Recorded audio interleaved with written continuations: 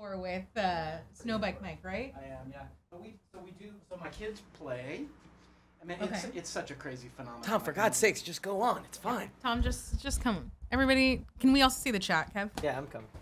So Mr. Tom Bach is in town, so he's hanging out with us today. Woo! Yay, Tom! Wow! So Tom came in as we were finishing up our what's going to be daily lunch squad. I love it. For Fortnite. Did I miss lunch? Sure did. Yeah. Raise your hand if you did not eat lunch today because you were playing. I think that's me and Kevin. Nope. Andy was working from home today, but he jumped in for the last couple of rounds. Okay. It's just real fun. I bought the Battle Pass yesterday on my Switch. So does it run as well on the Switch as it does? Have you played it on the other consoles? I've played it on the other consoles. It's fine. I feel like the screen is small. So like that is like obviously an issue. But I think it's that bad though. It's not terrible. I think it's totally fine. Serviceable. Yeah. I wonder how many players they're getting. I'm sure they're getting a bunch. You're right. I mean, for such a huge game. Yeah. It is amazing the phenomenon that is it's staggering to me how it just continues to get bigger, and they're doing everything right. Yeah. By constantly updating it. They're doing all the things PUBG's not doing. That drive me insane about PUBG, right? All the lore with the clock countdown and all this random shit in the craters and it's so good. I think it's so cool. It's so upsetting. But I know. They're different games. Yeah, PUBG's broken to shit no matter where you play it. I guess not PC, but like except for PC. PC it works. Right. It doesn't work for most people. Yeah, it's broken. PC. I mean, it black screens every night we play and stream it. It black screens. Dude, we'll have like squads of 4 and 3 of us will black screen concurrently. Yeah. That's awful. So and they're just I never understand why they can't. So it's pretty cool though, yeah? Putting it on the Switch, wow, what a good addition that's been. Like it's so easy to just be like, give it a Switch, right? Yeah. I pull it out, we're playing. Yeah. You know? It's so easy. It's so fun. And even last night I was like, oh, maybe I'll go to the movies, maybe I'll go home. And then I hit up my friend Lauren and she was like, I'll be home in 20 minutes. Like, let's play. And so we played until like 1. It's wild that I'm actually considering like putting it in my dock and playing that way. I know, same thing, because my dock's been in my box for so long. Like I've never unpacked it. Really? So you guys are total on the go. You don't, because I use mine the other way. I travel with it like crazy, but if I'm home, I'm always playing it on the big screen. Yeah, there's something about laying in bed with this that I love. Oh yeah. And I'm like, no, I don't care enough to like have it on my TV, because usually that's like if I'm watching TV, I'm usually playing something on my PS4. Right next to my bed, plugged in. So usually I'm playing games that like I don't need to see it on the big screen. Yeah, and I usually use it for like a lot of indies, like Stardew Valley or Battleship Brigade, where you don't. There's not a huge difference if you play it on a TV versus handheld. Right, it's actually perfect for that. That's why I was kind of wondering if it runs as well as it does there, because it's actually the perfect thing to have it on. Can you imagine just playing quick games, little 5-minute games on the run? Yeah, I haven't played it in handheld mode. I've only played it with the Pro controller. It's not bad. It's not bad. I don't dislike it in handheld mode. It's weird switching to a more comfortable setup. Yeah, right. Yeah, like that's only a good thing, you know. Mm-hmm. Just getting used to. I need to now buy a Pro controller. Yeah. Dude, those Pro controllers are awesome. I hadn't had one for so long because they were sold out. 300 asks, Kevin, who doesn't Paula like? Anne Hathaway or Anna Kendrick? Anne Hathaway. Kevin, apparently your mic isn't on. Kev. It's really fine. She doesn't like Anne Hathaway? Why? What's going on? I don't know. It's just one of those. It's just a thing. Like it kind of gets under her skin. Like there's just always some random actor or actress you just can't stand. Right? I get it. I'm there. So can you talk into that mic real quick? Oh, hey, what's up? I'm Kevin, talking into the mic without getting off of my chair. And okay, got it. Perfect. Everything's broken. Yeah. But dude, I should have brought my Switch. I can't believe I didn't bring it. It's sitting in the hotel. I didn't even think about it. I would have loved to play with you guys. By the way, I suck at. I play Fortnite like I play PUBG. Like I always forget to build, which is the worst way to play Fortnite because I can't do it. I like it. Learning that mechanic is so difficult. We have an extra Switch. So I think it has Fortnite on it. If you want to grab it later. Yeah, I would like that, dude. And the fun of that game, like PUBG, it's not about winning. It's about the squad. It's about exactly, for sure. Super crazy slapdick things that happen when you play with the squad. Just crazy. Exactly. Right? There's so many people that are so good at that game that it can, at least for me, like if I play with my daughter, we'll just play duos. Dude, it'll frustrate me so badly, so quickly. Yeah. It's like, oh, this is fun. Let's drop in and I'll die within the first 20 seconds because there are so many people who are so good at that game that it's terrifying. Yeah. That's why I'm sad that they took out the normal 50 versus 50 with this new update that went up last night. Oh, did they? Yeah, so now it's teams of 20. I never like playing the 50. But then it's weird because as the wall comes in at one point, it stops, and then whatever team has the most amount of players left just wins, which is an interesting change on weird. it. So like if you have Oh, the game just ends then from timing, or not? You don't have to. So you don't have to kill the entire other team. Isn't it the other squad's gone? No, this is the new update where they changed it last night when Andy and I tried to get in one last round, and then the servers were already off. And is there? And it is cross-platform. Am I totally? It is, with the exception of PS4. Can't play. I was playing with PC people last night. Oh wow, which sucks because that like they account have such a crazy advantage, probably. I would guess, or do they? Yeah, not? I would assume so. Yeah. Well, it was funny because I hadn't really played, and I was like, "What? How do I do this?" And they were like, "We don't even know what buttons to tell you because we have it all like our key bindings are all different." So, what if I want to use this? Is this working? That works too. No, it's fine. How you doing, man? Good. How are you? Good. Just doing a little Fortnite talk. I was pissed that I didn't bring my Switch over. Why would you travel without your Switch? What a stupid move! I have my Switch, Greg. I left it at the hotel. I didn't even think about bringing it. Are you cutting and running on PUBG? Because Kevin is always yelling that he doesn't want to play Fortnite. It's a better game. Snowbike Mike and Tom Bach play PUBG. We hear about this all the time. Yeah, no, we do have a good time. We do have a good time playing. No, I'm not. Dude, PUBG's broken. Yeah. It's a broken game. Like it is horrifically broken, and but it's fun. It's fun. Yeah. And there's some things that happen in it that are so insane that it is the best sort of clip show because you can get the craziest you could never have anticipated. Yeah, but it's broken. Yeah. I mean, Fortnite is a brilliantly polished, not quite Overwatch level, but it's close. Yeah. Right? It's an awesome game. So I suck at it. I get killed. So I was telling Joey, my daughter and I play duos, and I'll die within the first drop.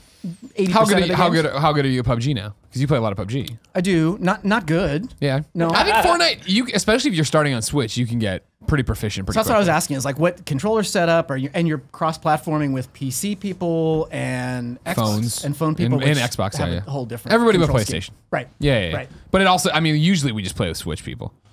Right. And the Switch pool right now is just about my skill level. Right. Where they're not like when we just did a match, right? I guess 2 matches ago, where we were the second place team, right? And it was all four of us, our whole squad versus 2 dudes, but they were building up into the air. You're like, we're fucked. I can't do that shit. These guys know what they're doing. We're fucked. So much. Yeah, but we lost. But most of the time, that's how it comes down. Where are you with building? Are you getting? Oh no. Okay. Building's impossible. I use it more like I'm gonna use it to get to something, or like I want to so I'm making those baby steps, but I am not like. Even when I get shot, I'm like, this seems like a lot of work. But like you put it and people start going straight up. I don't know. Dude, it is a crazy learning curve to learn how to build in that game. Because especially if you play at PUBG style, which I do, I never think. Like if I get shot, my first instinct is not to start building shit. Go pro and try to get out of it. And you can't play that game that way. Build cover, That game is build and go. Right? Yeah. So I need to get better at that. Hayden says Andy can build. No, he can't. For as much as Andy plays Fortnite, he's not much better than us. He's really quick at dropping that wall. He's quick. No. For as much as he plays, he should be way better than us. He's got that the mechanic of like, oh shit, someone's shooting me. Let me build a wall right now. Yeah. And like that is. But that's it. I feel like that is the next big step that we're not gonna get for a while. I mean, we could be there. I just feel like I get shot in the butt a lot, and it's just like, well, now I'm butt dead. shots. Yeah, there's a lot. That's the thing. He turns around, and drops a wall, man. DJ Kento says, "Would you guys buy pro Joy-Cons that have bigger grips, thumbsticks, and buttons?" Yeah. In an instant, man. Just give me a fucking real D-pad. It's game to game.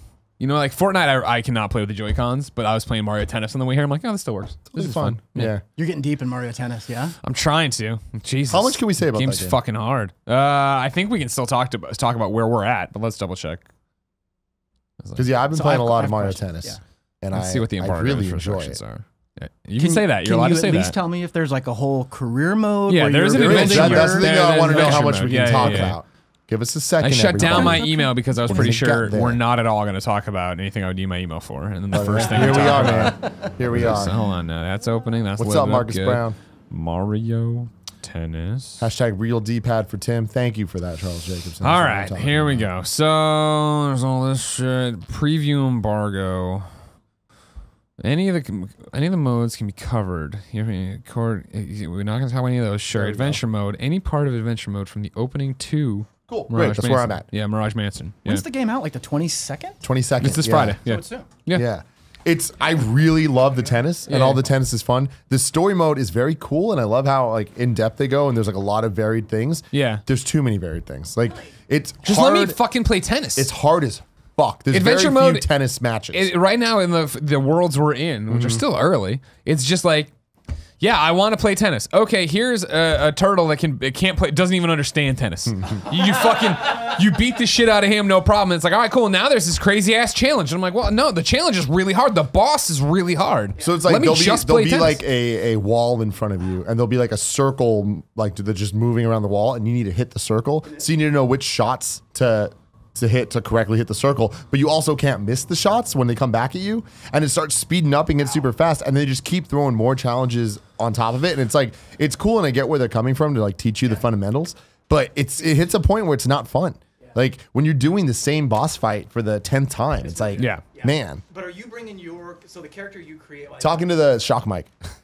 Don't touch it. No, you can touch it in one you shot. can touch it. It's fine. Is the character you're building? Do you take that character into multiplayer, or are you all level playing field? Like it's level same playing field. Yeah. So you're not getting an advantage if you. Yeah, right. No. It's level playing field in multiplayer, but the single player there is like a leveling up system, and there's stats, and there's like different rackets you can use, and and things like that. I don't really understand it, and it's like even when you lose, you still get level up bonuses. It's a weird game. I appreciate the work. Yeah, totally. I appreciate what the they put into tennis is so it. good. I just want to play more tennis. Can I please play tennis and not do these boss battles? That is a little frustrating. Yeah. Watch us go. Watch us flip flop. What's up, Sugar Free Daddy? What's going on? Charles Jacobson says I tweeted out you some stuff. I'll check it out. Cool. Right now. Let's see. Where the fuck are we? Where the fuck are we? Mr. Yasmin says, Tim, are you pissed that Ryuk and Light won't be playable in Jump Force? Yeah, that's interesting that they'd end the trailer that way. It's cool that they're gonna be like the focus of the story, but I feel like it's kind of a cop-out to be like, oh, they can't fight, because how would they? Like, there's a million. They made fucking Phoenix Wright a fighting character. You can do whatever you want. That makes sense. Yeah. With Ryuk, he can do anything. He's a fucking god of death. Oh, what? Yeah, they're not playable. That sucks. The story revolves around them fucking shit up. It's a cool story. Which is cool, yeah. I'm just gonna put Demetrius Newell says, I can't wait to play the full game of Mario Tennis. There's a lot there.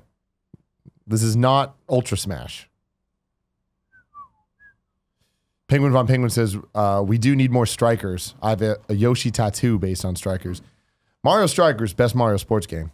I'm saying it. So, one more Mario Tennis question. Listening. Yes, sir. Do you feel like there's a genuine skill? I mean, can you sense the progression of your own skill, like getting better at it? Yeah, I'm getting way better. So it's and not Andy, just mashing a button like Wii Tennis back in the day. No, not Andy really. will fuck me up. Yeah, right? Andy fucks It was everybody up. fucking scary hearing Andy talk about like, oh yeah, when it's like a purple swing, you have to hit the green one, and it's like, oh What's up, Jesus, Marcus? no. Yeah. It's hardcore. Yeah, dude, it's nuts. Who watches go? Watch us flip flop. We are the one. We are the champions. Corey Goodland says, Tim, did you ever watch Radio Free Roscoe? It was on either before or after Degrassi. I did. Didn't enjoy it as much, but it was a fun little something. I did. It was fucking terrible. Don't ever touch my fuck. Don't ever do that. It's so fluffy. Stop. And furry. Stop. What is he touching? My computer. Stop it. He has one of those furry computers. It's a bad. It's a bad. Stop it. Stop it. Oh yeah.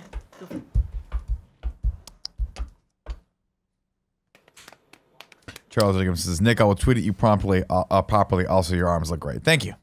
Daily Arvel says, have you seen the news about Patrick Stewart getting a possible Star Trek The Next Generation reboot series? I'm in. I saw the article. I didn't read it. Yeah, that's been floating around for a bit. That'd be cool. But please do me a favor. Put it on CBS All Access so I can't watch it. Wouldn't that be fun? Starbo Max says, Nick, sources tell me Games Daily and Morning Show will be show being flipped will be announced at KFROM. Can you confirm? That's not happening. Hayden H says, was Tim saying Andy Cortez is good at Mario Tennis? Yes. Andy Cortez is in really, fact really what good. I was saying. Bullshit. Andy's funny on like voice chat, like listening to him over the when he's talking to us during Fortnite and we can't and talk you back guys to him. aren't paying attention to him whatsoever. No, we can't talk back to him. Oh, is that what the problem was? Yeah, you guys didn't have headsets? The Switch doesn't support headsets. No, it does. Oh, does it? I was like, it's got to, right? That's how he was talking to us. Oh, I thought he was playing on the Xbox. No. If you plug in a pair of headphones with a mic on it, you're all set. Oh. Oh, watch us go. Oh, Christ. It's hot as CBS All Access shit needs to stop. I want to watch Discovery. I refuse to. It's just one too many fucking things to subscribe to. Demetrius Newell says, "Got to watch that X-Men Origins tonight." Good luck, my friend. Oh, man, you are in for a fucking movie. Nasty treat. Davs Howard says, "Do you guys have a plan yet for your visit to London?" Yeah, we're gonna Go do to RTX London. It's gonna be dope as fuck. You want to start this G thing? Yeah. Yeah, I will. You see this? No. Wait.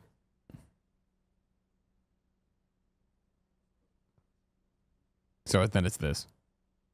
Sorry, everybody. 1 second. Oh my fucking god. Oh, those texts. Mm-hmm. Yeah, she said she saved all that stuff. This is the opposite. Oh. This is him releasing. We're looking at Chris Hardwick text on TMZ. Oh, shit. So, shitty situation continues to get shittier. Gets shittier and shittier. Ready? Mm-hmm.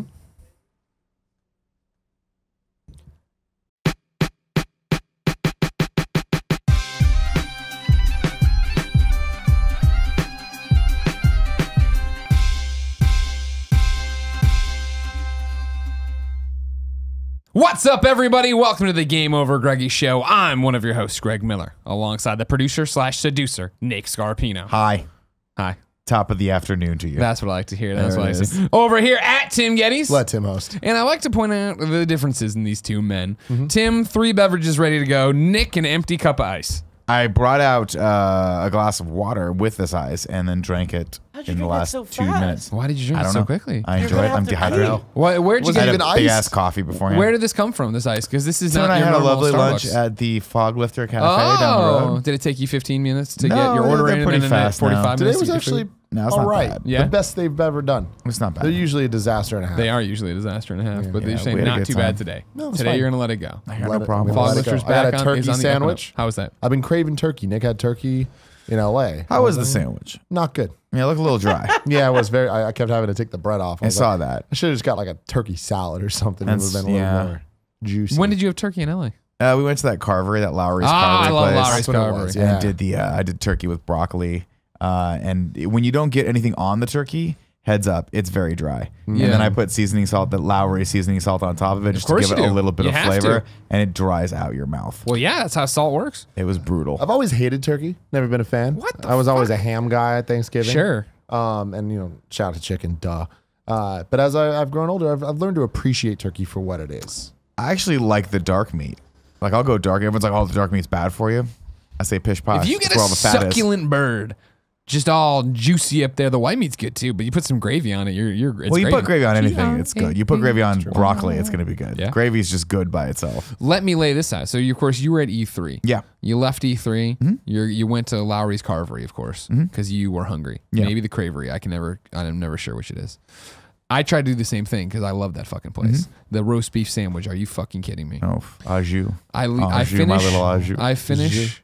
That's funny. Thank you. I finish the Division 2 panel at LA Live. Got it. Knocked it out of the park, I hear. I did. I walk out. I'm like, I'm not hungry, but I need to eat because I don't have another break till like 7:30, and it's 11:30 now. And then I see there, Lowry's. Yes, let's get a roast beef sando. Let's get that roast and I'm going, like, dude. I think it was 11:15. I don't have a thing till 12. Plenty of time, I said. Walk over there. Guess what? There's a group of 3 in front of me. Not a good. group of 2 right there. You order right there. Yeah, as soon as you come in. Should take 10 minutes max Not even. to get your Jesus. food to your table. Yes, that is correct. That's what I'm Exactly. I'm saying. like, got this in hand. Sit there 7 minutes. This group of 3 still stumbling through this order. They can't get this order It's not right. that hard, They can't. guys. And I'm like, it's I gotta not that go. hard. I had The to bounce fucking and I menu walked is away. like half a sheet. Yeah. It's like beverages. I don't know what they were going there's back no and forth on. appetizers. If they wanted the broccoli, if they wanted the mac and cheese, whatever. Oh, fucking but I Christ. left. I did not get I'm sorry. my roast beef sandwich, my annual roast beef sandwich. It Annual wasn't roast that beef great, with but I will Maldives. tell it's you. never that great, but it's right there. It just surprises me that whole area. Now, I mean, granted, there's probably not conventions happening all the time, but there's some level of center right there. sporting event or a concert happening between those 3 venues that are in the walking distance. It blows me away that there aren't more little walk-in style restaurants. You know what I mean? Like there's the Lowry's, but everything else is like a wait to be seated for 45 minutes. Like we checked into Tom's Urban, and they were like, it's gonna be. They did the thing where I'm like, is there probably a possibility of getting a table for 2? And the girl's like, it's going to be like 45 minutes to an hour wait. And I was like, I want to tell you. That's why you keep trying. It's like we did after our meet and greet. Thanks to everybody who came to the meet and greet. Yeah. We were like, all right, let's go to Yard House. No, it's going to be an hour. Let's go to that the noodle place next door. Yeah. All right, it's going to be an hour. Went to the Mexican place. We can see it right now.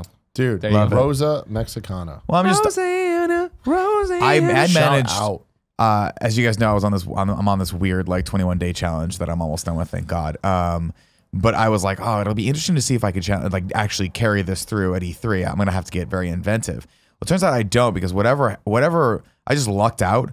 The first couple panels I went to were in South Hall, and Nice. South Hall has this like if you go all the way to the back, it's not like West Hall.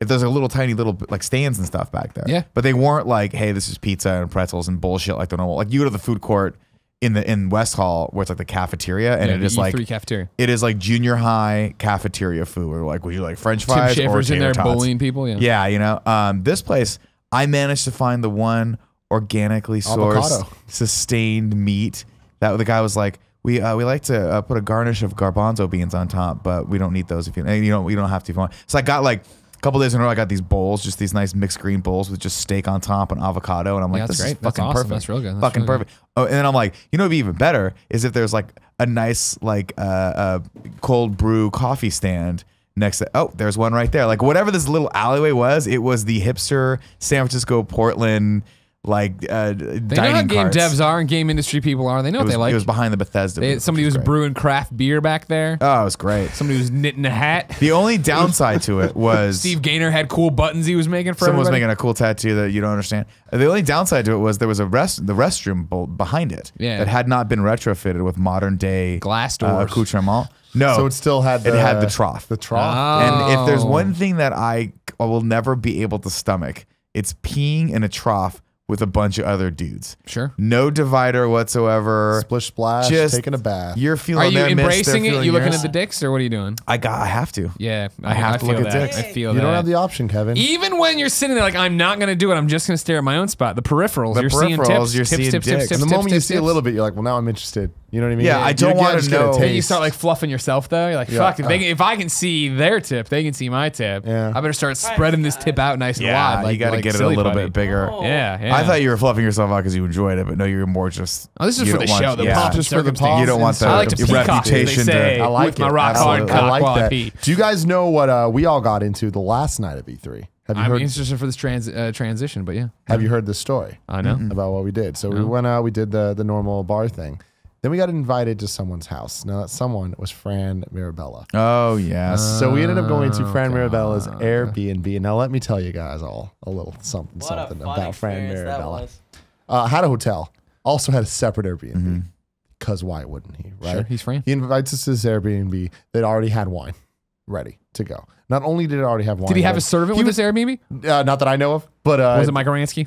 Mike Oransky was involved for a while, but anyways, we end up there, and it's just like you could tell that Fran was prepping for a fucking party and was super stoked when people were like, "Let's do this." He's like, "Oh man, I've been waiting for this my whole life." So we end up going there. We have this whole ragtag group of people. I don't Yeah, even know. lay out some of them. It was- Grimecraft was there. Okay. Joey was there. Joey! Alana Pierce was there. Joester? Me, Big Never Cat heard Dog. So we're there, and then like there's a bunch of people. I have no idea who the fuck they were. Yeah. I'm not sure anyone knew who Los they were. Angeles Lakers. There was people there with Yeah, Sea Kobe. of Thieves.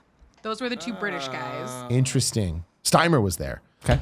So we get in and we're just like kind of hanging out. And we look over and guess what we fucking see? I can't. I'm not making this up. I think Steimer told me this story over the weekend. I'm not making this up. A fucking guitar.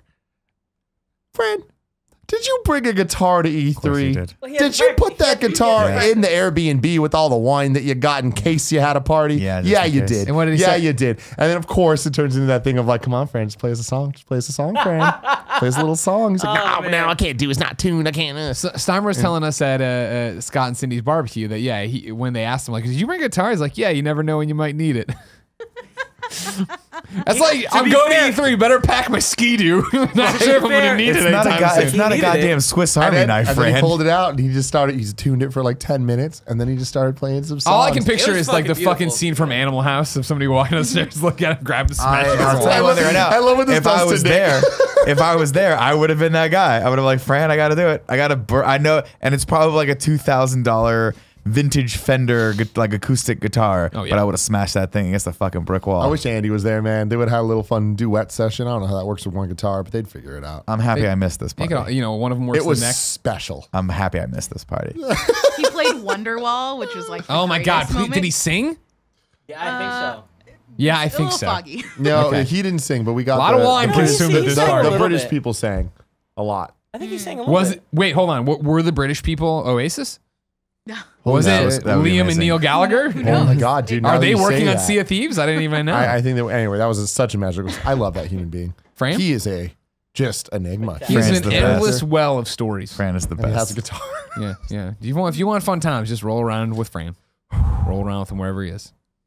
If you didn't know, ladies and gentlemen, this is the Game Over Greggy show. Each and every week, 4, sometimes 3 best friends gather on this table, each bringing a random topic of discussion for your amusement. If you like that, head over to patreon.com/kindafunny, where your support keeps the mics on. You get exclusive content. You could be a Patreon producer like Tom Buck Yay! in the studio, sitting over there, the magical live Tom studio Buck. audience, Tom Anytime Buck. you want to walk on through Tom Buck and just walk through, don't fucking say a word. But if you want to walk through, totally allowed. I'll let you know right now. Over on patreon.com/kindafunny, you can get each and every episode of the Game Over Greggy show early. How early, you might ask? You could be watching us record it right now. That's right, live for just $1. If you don't want to watch live, but you still want it early, 1 week before it goes live on youtube.com/kindafunny, it goes up as a big video, a big MP3 on patreon.com/kindafunny. The big video comes with the pre and post show. What is going on, Kev? Do the names.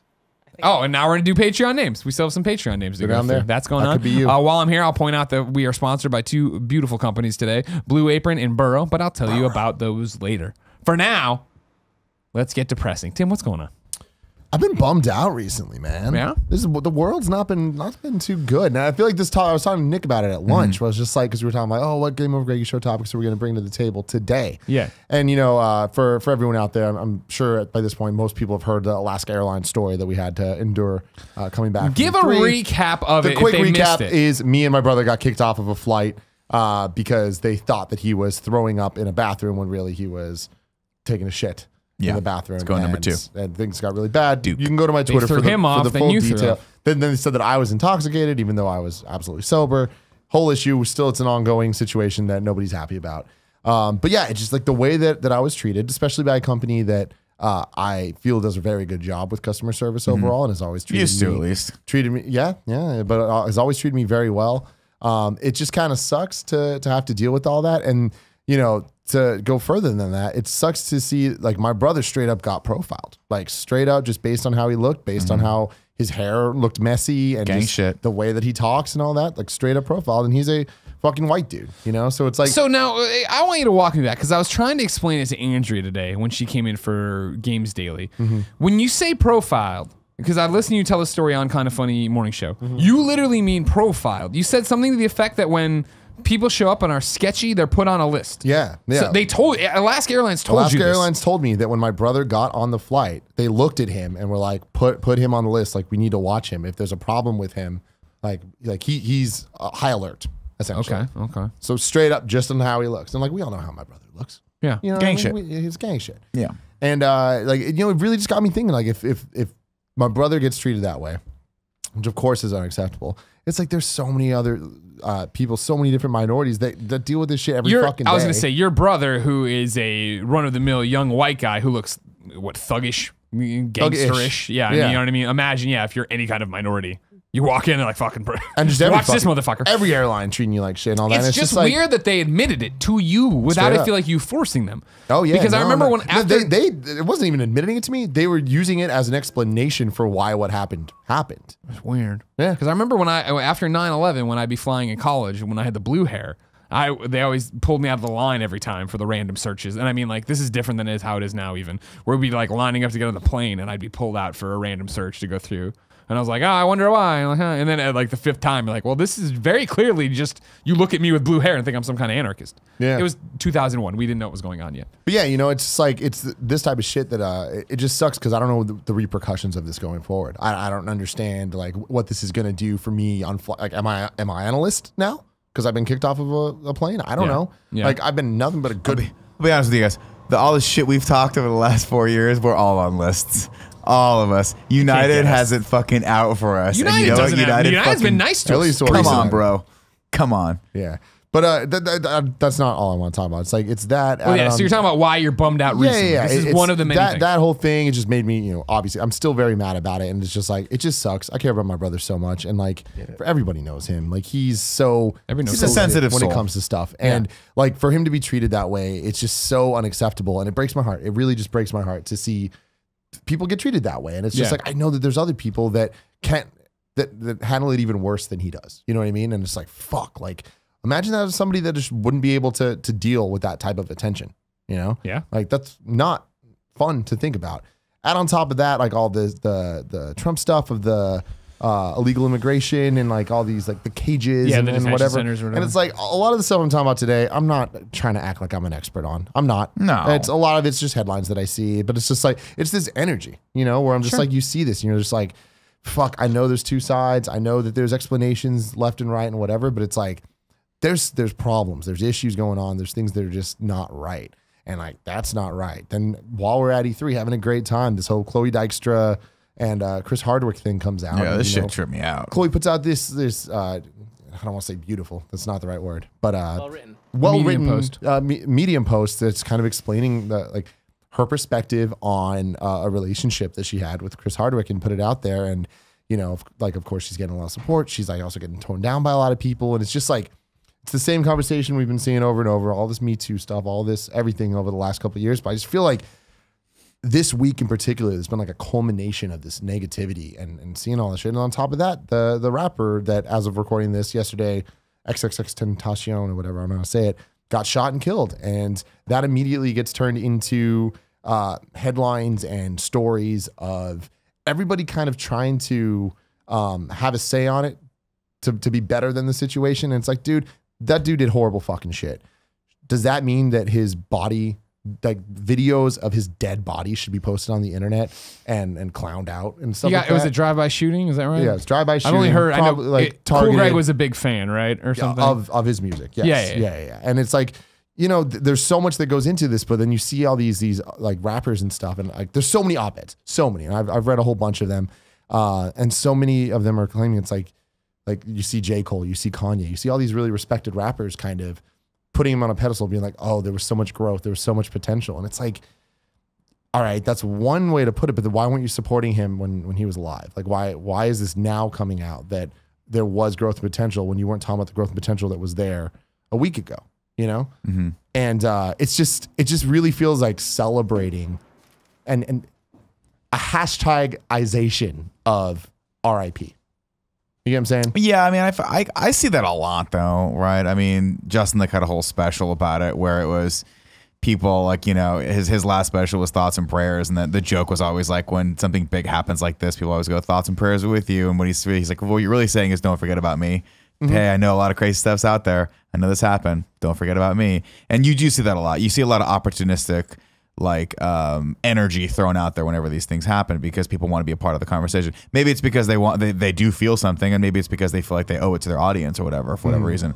But yeah, I mean, it is a time to reflect on things when someone like that an up and comer like that dies. It is a time to reflect, but you're always going to have some bottom feeders that are like, oh, I wonder if I can get a few more followers by tweeting out the right thing and stuff like that.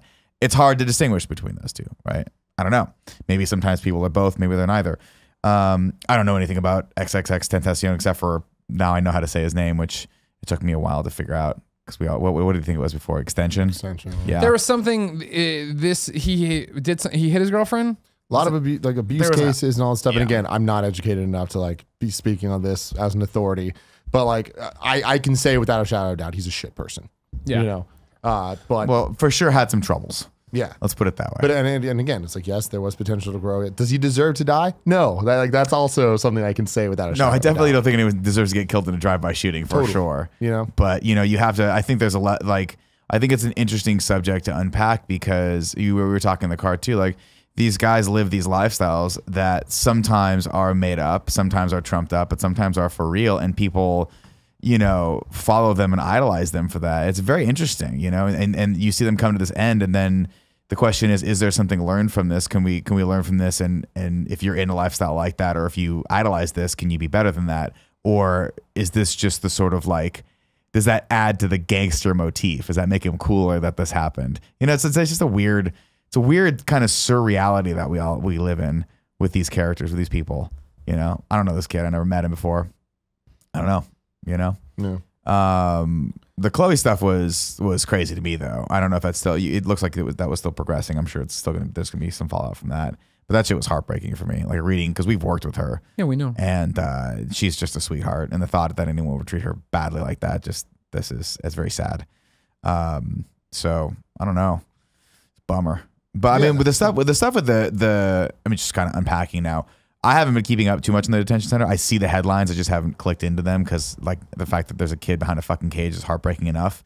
Lots of kids, not just one. But I feel like I can't help but feel like these are just like the sad thing with that is they're just political tools, right? Like all of these things are just one, like there's just, you can just feel the hand of politics behind them. And it's like, what kind of shitbag human being on either side uses a kid who's been taken away from his parents as a fucking tool for some agenda? It's a lot. It's a lot to unpack. Well, the problem with all of it is just, what do you do with any of it? That's the issue for me of like, yeah, it's all, everything we've mentioned is a total bummer, right? But yeah, how do you, I mean, the detention center, especially in terms of what can we do, right? Like, I don't know how to stop or help any of that. Like I just saw it literally as we were going live, Felicia Day tweeted that she's doing a stream on prom day, you know, to raise money for undocumented kids fund or something to that effect. And like, that seems like a good first step, right? But like in the shower day, I was like, does it make sense to, like, for me to take days off work and go down somewhere and protest? Is that what is that helpful? Is that what it is? And then even then it was the same thing of like, also, I don't fully understand what's happening. You know what I mean? I was similar to Nick of like, I had seen headlines about it and but I hadn't had time to do research on it. Yeah. And so diving into it, and I read a whole bunch of NPR about it, you know, it's just like, it's a totally fucked up situation that, you know, is the zero tolerance policy they've moved to in April or whatever from the Trump administration, which is now escalated to all these people. I'm stupid and naive and a white dude from the middle of America who talks about video games.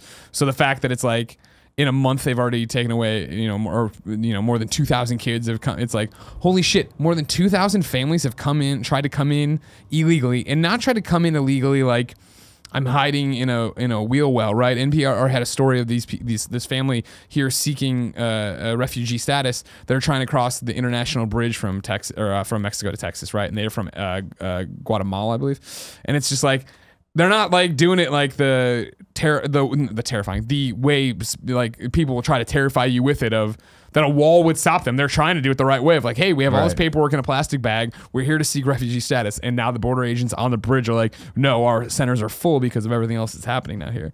And so like the fact that roughly, you know, let's even ballpark it down. Let's say everybody brought 2 kids and there's 2, you know, so it's 1,000 families and whatever it is, 60 days in a week or whatever are trying to seek asylum and getting in here. It's fucked up. What do you got, Kev? The other thing is, I feel like there's also a lot of misinformation going around. Where right now, like this morning, I was watching an address. I can't remember who it was, but it was someone from like the president's cabinet, just being like, "Hey, you guys have to do this the legal way. You guys can't just try to cross." And like that's, I feel like a lot of people are thinking, "Oh, these people are crossing the border and getting caught." But no, it is very much people turning themselves in like the way they're supposed to, and then getting split up. You split up. Does it have also to do with ICE? Is ICE actually taking? I thought they were actually taking people as well and separating families from. I mean, I think it's a combination. It's a combination but like of both. Right now, like on the news, there was like a statement from the president's office being like, "No, you guys have to stop just coming in illegally," and it's like that's not exactly what's happening. That's asylum. Yeah. Yeah.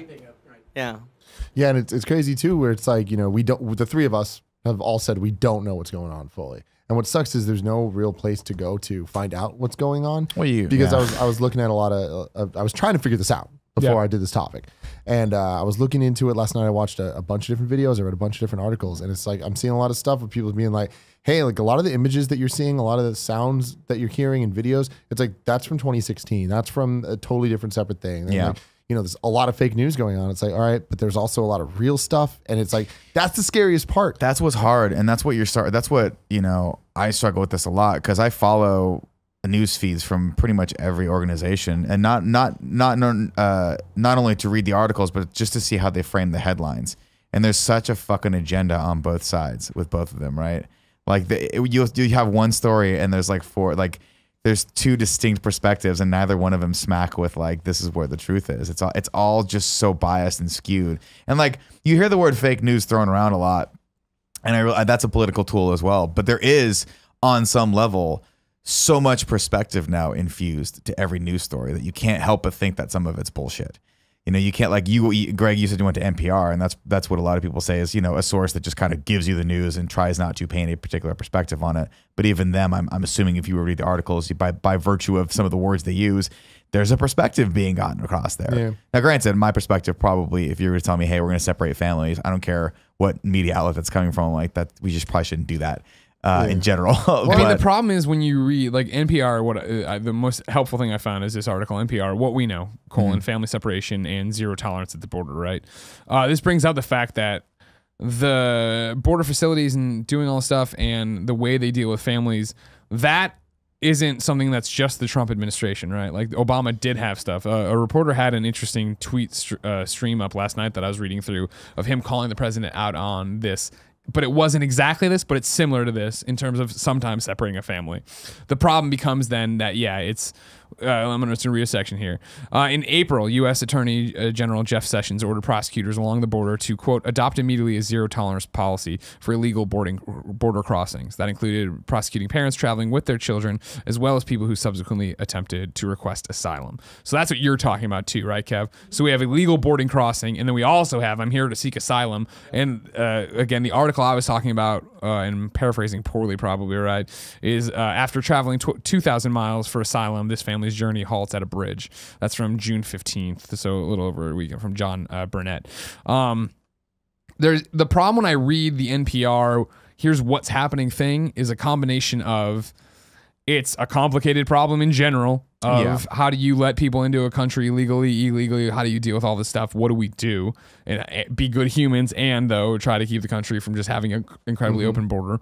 And then it is the fact that, as with a lot of Trump policies, this one seems to have not been thought out that well, where the problem is when you go through the border, okay, zero tolerance, you start going through what happens when the family gets separated, and, you know, they walk you through the process begins at the Border Patrol detention facility. But many details about what happens next, how children are taken from their parents and by whom are unclear. And they go through a million different scenarios of where this is going, right? Where do the children go once they've been separated? This answer varies over time.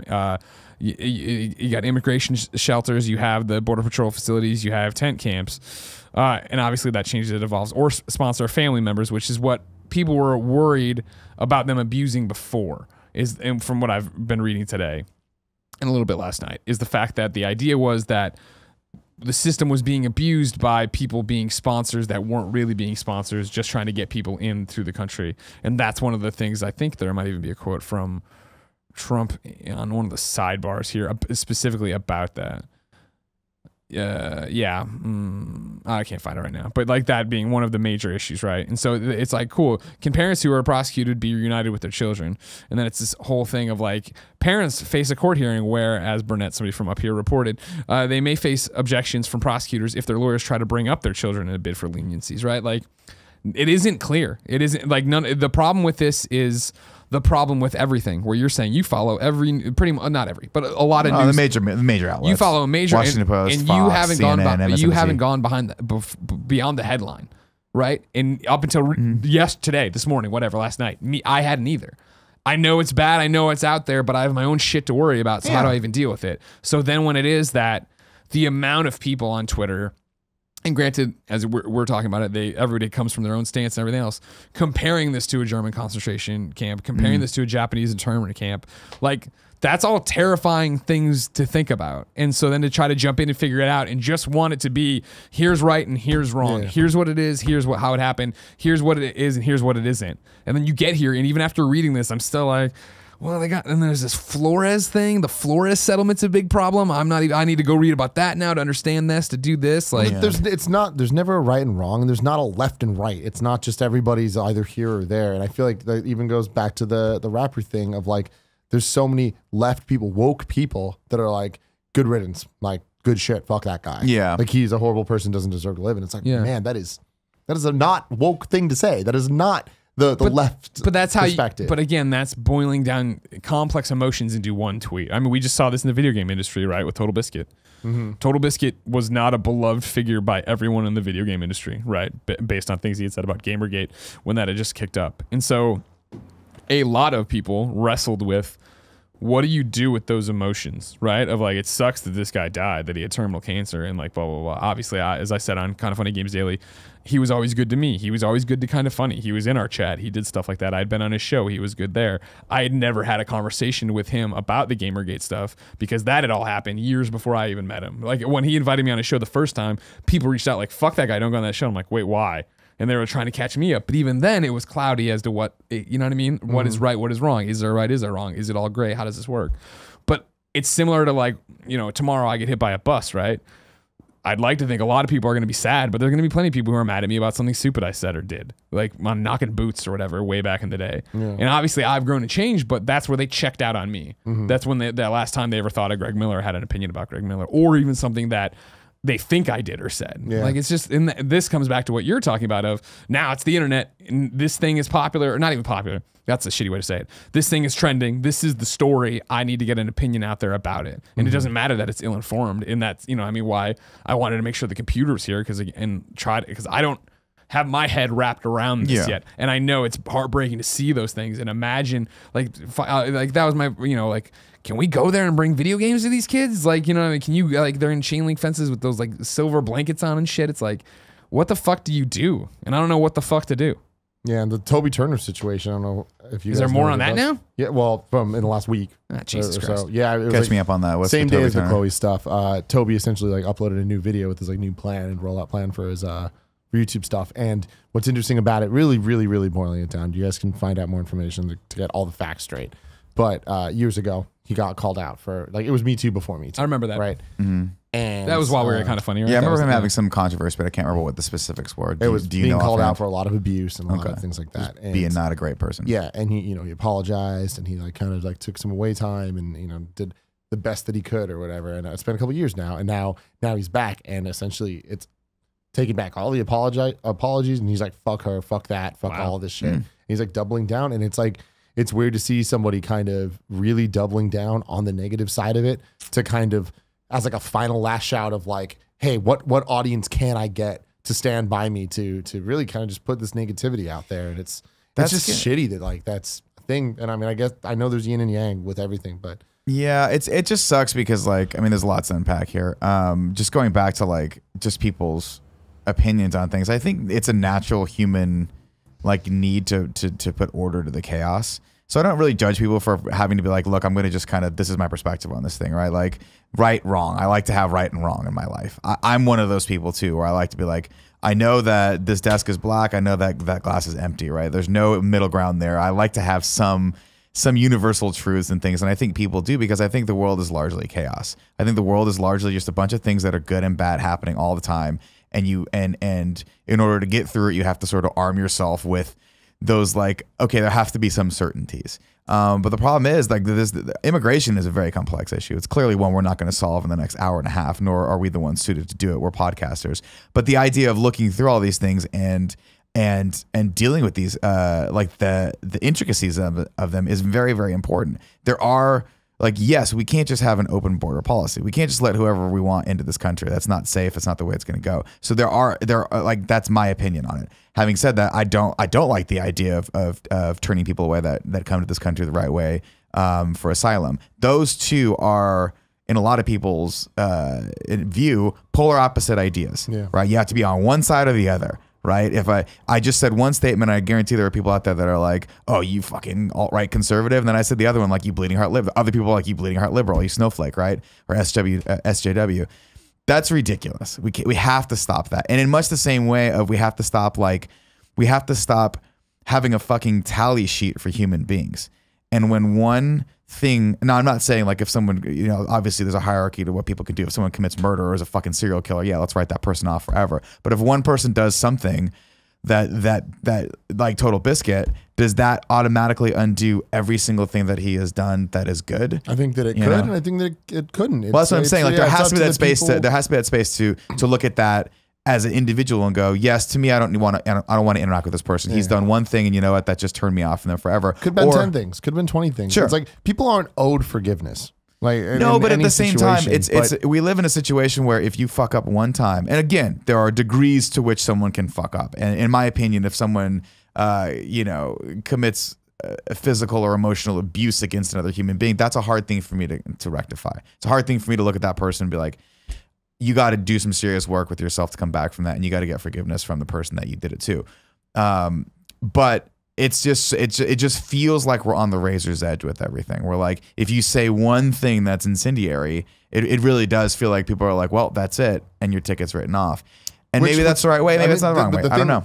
I guess my opinion on it is that you're not owed the right to do those things and be forgiven immediately or ever, actually. I do feel like the right thing to do is to give people room to grow and give people room to make mistakes and try their best to come back and, work on themselves for whatever it is. But they're not owed that. No, but that's what I'm saying. There is no room, right? Right now, it's a one-strike policy with a lot of people. True. No, I don't agree. I think I think you're thinking too broad, too mainstream, right? Like, I'm trying to think of any of the people we just referenced that would work in this scenario, but no. But like, if I made a transgression, right? Tomorrow we're doing whatever, and I, God forbid, say the N-word, right? Like maybe we're singing a song and I fuck it up.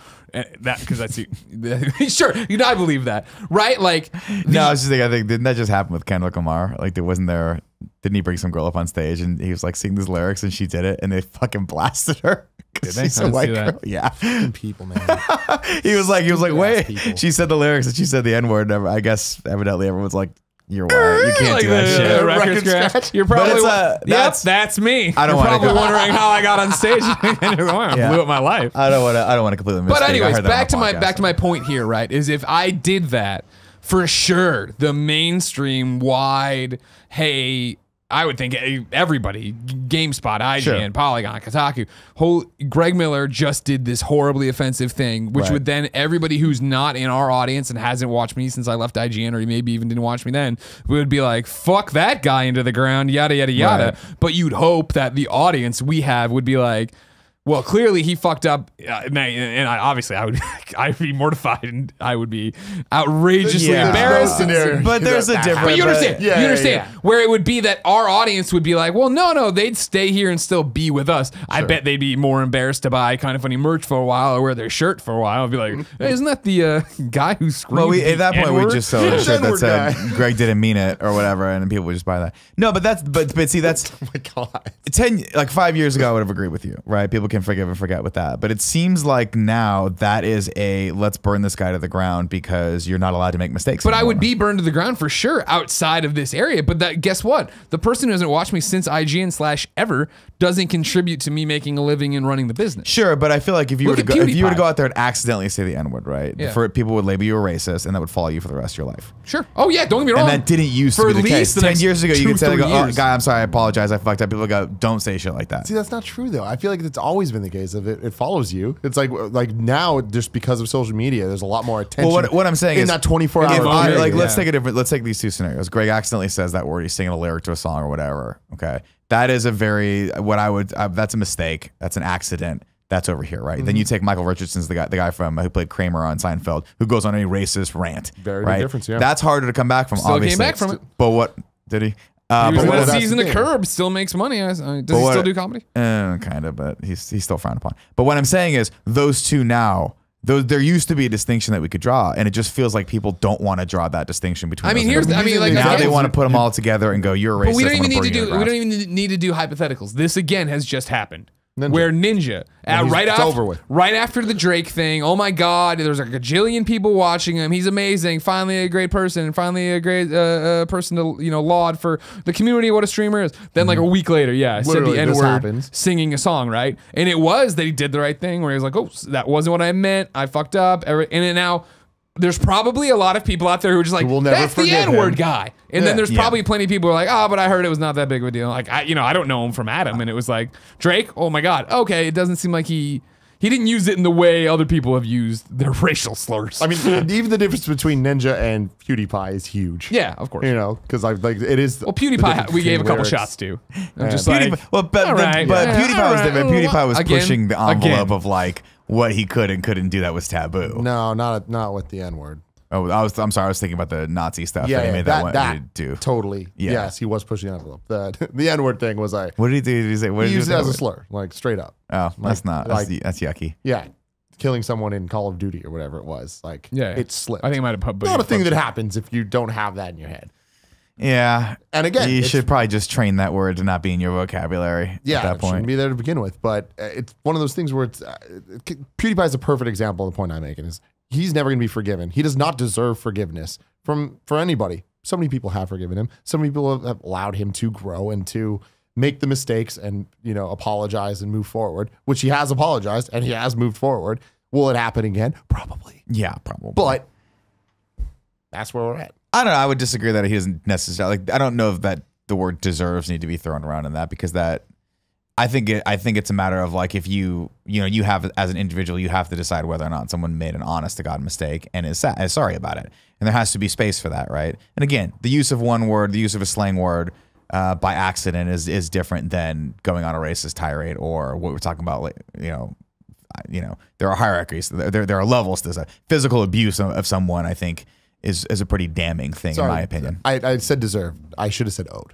Got it. Okay. Yeah, I was going to say, so I say the whole don't like statement? the idea that any of Say us. the whole statement then. He's not owed forgiveness. Okay. For it. Okay. Sure. Does he deserve forgiveness if he apologized and all that stuff? That's up to us to decide. Yeah, I was going to But say he's not. I just owed want to it. make sure, because I don't like feeling like the onus is on me to be like passing judgment on other people. Right? I'm not a person. But I mean, who's and a that's the thing about all of this, right? Is it's just where we are in 2018 in modern technology. Of we all have a way to talk to each other and voice opinions on shit we aren't a part of. And it's very much the PewDiePie thing of like, I saw the headlines and we talked about it on Games Daily, and it'd be like, I don't know why you would say something like this, and I'm not even talking about the N word. I'm talking about the other, you know what I mean? And like, he's losing his deals, and we're reporting on all that, right? But I have my opinion of Pewdie is still like, I don't really know much about him, you know what I mean? Like, I've never consumed the content. Yeah. I don't know what his brand is. I don't know. It's just I'd rather stay more. Like, don't get me wrong, I'm not saying, yeah, everything's using Nazi symbolism and saying the N-word, Greg Miller's fine with. No, but I'm saying that I'm sure you can cut a whole bunch of shit we say up out of context that doesn't make sense. And so it's like, it sounds like I'm not trying to give him a free pass, but I mean, as a professional courtesy of just like, I don't know what the fuck you're doing over there, and I didn't know what you were doing over there before this happened, and I don't know now that after it's happened. So it's like, I'll let anyone who's up to date and has the knowledge to pass judgment on that, and I'm not going to come out and say weird shit on Twitter about it or take shots, if that makes sense. Does that make sense? Am I making a point that makes sense? Because it is the fact of like, think about when your mom or dad or whoever in your house, your family, would gossip about the next door neighbor or whatever. You know what I mean? Imagine if that neighbor was broadcasting that, I'm just using this as a broad example, to 20,000 people, and then all these other people who follow them on Twitter, suddenly it's no longer contained There to goes the neighborhood. Yeah, it's no longer contained to the 8 houses around that one house. It's now the internet chiming in on shit they have no idea what the fuck they're talking about. It's very fascinating though. Like as people who make their living kind of being in the public realm though, this is something I struggle with, because I want inherently everyone to like me, right? I want to not say or do anything that causes anyone any mental anguish. I'm always joking, and I never mean to ever offend people, but by virtue of kind of just having an opinion on something, you're going to court people that agree with you and people that disagree with you. And it's very weird to me as we grow more into these roles, that is just the reality of what you have to deal with. You have to deal with, you put something out there, and there are inherently going to be people that like it, people that don't like it, and then people that just want to fucking hate it. And on the same side, people that just want to love it, regardless of its merit. It's just weird. Like, I used to look at the idea of celebrity of having to be this perfect, like a perfect human being, right? Similar to how we'd always attribute like, oh, if you're an athlete, you have to be a role model or perfect. I mean, that's just not the reality. Yeah, Charles Barkley, Michael Jordan, right? Everyone's like, Michael Jordan, well, he had some gambling issues, if I'm not mistaken, right? Right? And so you look at him, you're like, oh, how could he do this? We're like, well, because he's a fucking human being. Yeah, exactly. And he's going to go out there and like, he needs some level of outlet, or maybe he just has an addiction. He's got a problem. So it's just, I think these are just the things that I think about as we progress. I'm like, how do you cut people slack? How do you have that space to have those conversations and not have to be a perfect human being? I don't know. That's weird. Yeah. I mean, it's just, it comes down to what I always talk about with season passes. Like so many people want to talk shit about the season pass for Game X, but they don't play Game X. So what does their opinion doesn't matter about what is happening with Game X this season pass. If you were never going to play Game X, why would it matter what the season pass is for you? Say whatever the fuck you want about it. And that's the same thing when you're talking about public discourse and problems and as we've talked about with like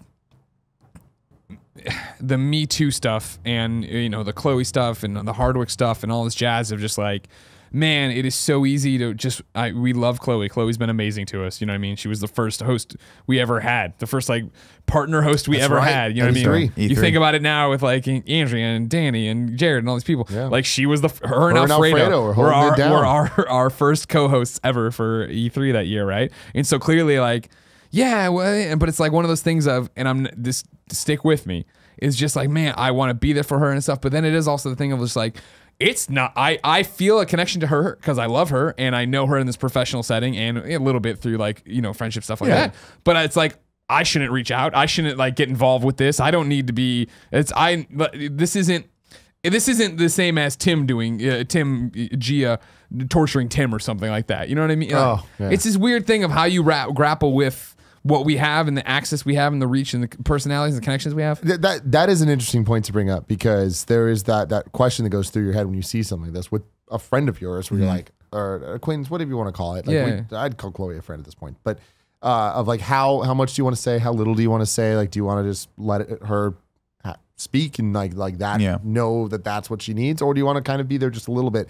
And it goes back to the thoughts and prayers thing and what we were talking about earlier, just like everyone trying to make it about them and stuff. And this is like, a much better way of putting what I was trying to say. I do wrestle with that. And when it came to the Chloe thing, like I want to say I spent about 3 minutes looking at it and just thinking like, how do I want to handle this? Yeah, I liked it. I did a little heart and that was it. And it's like I feel like that's what I needed to add to this. Yeah, I saw other people like Jimmy Wong, for example.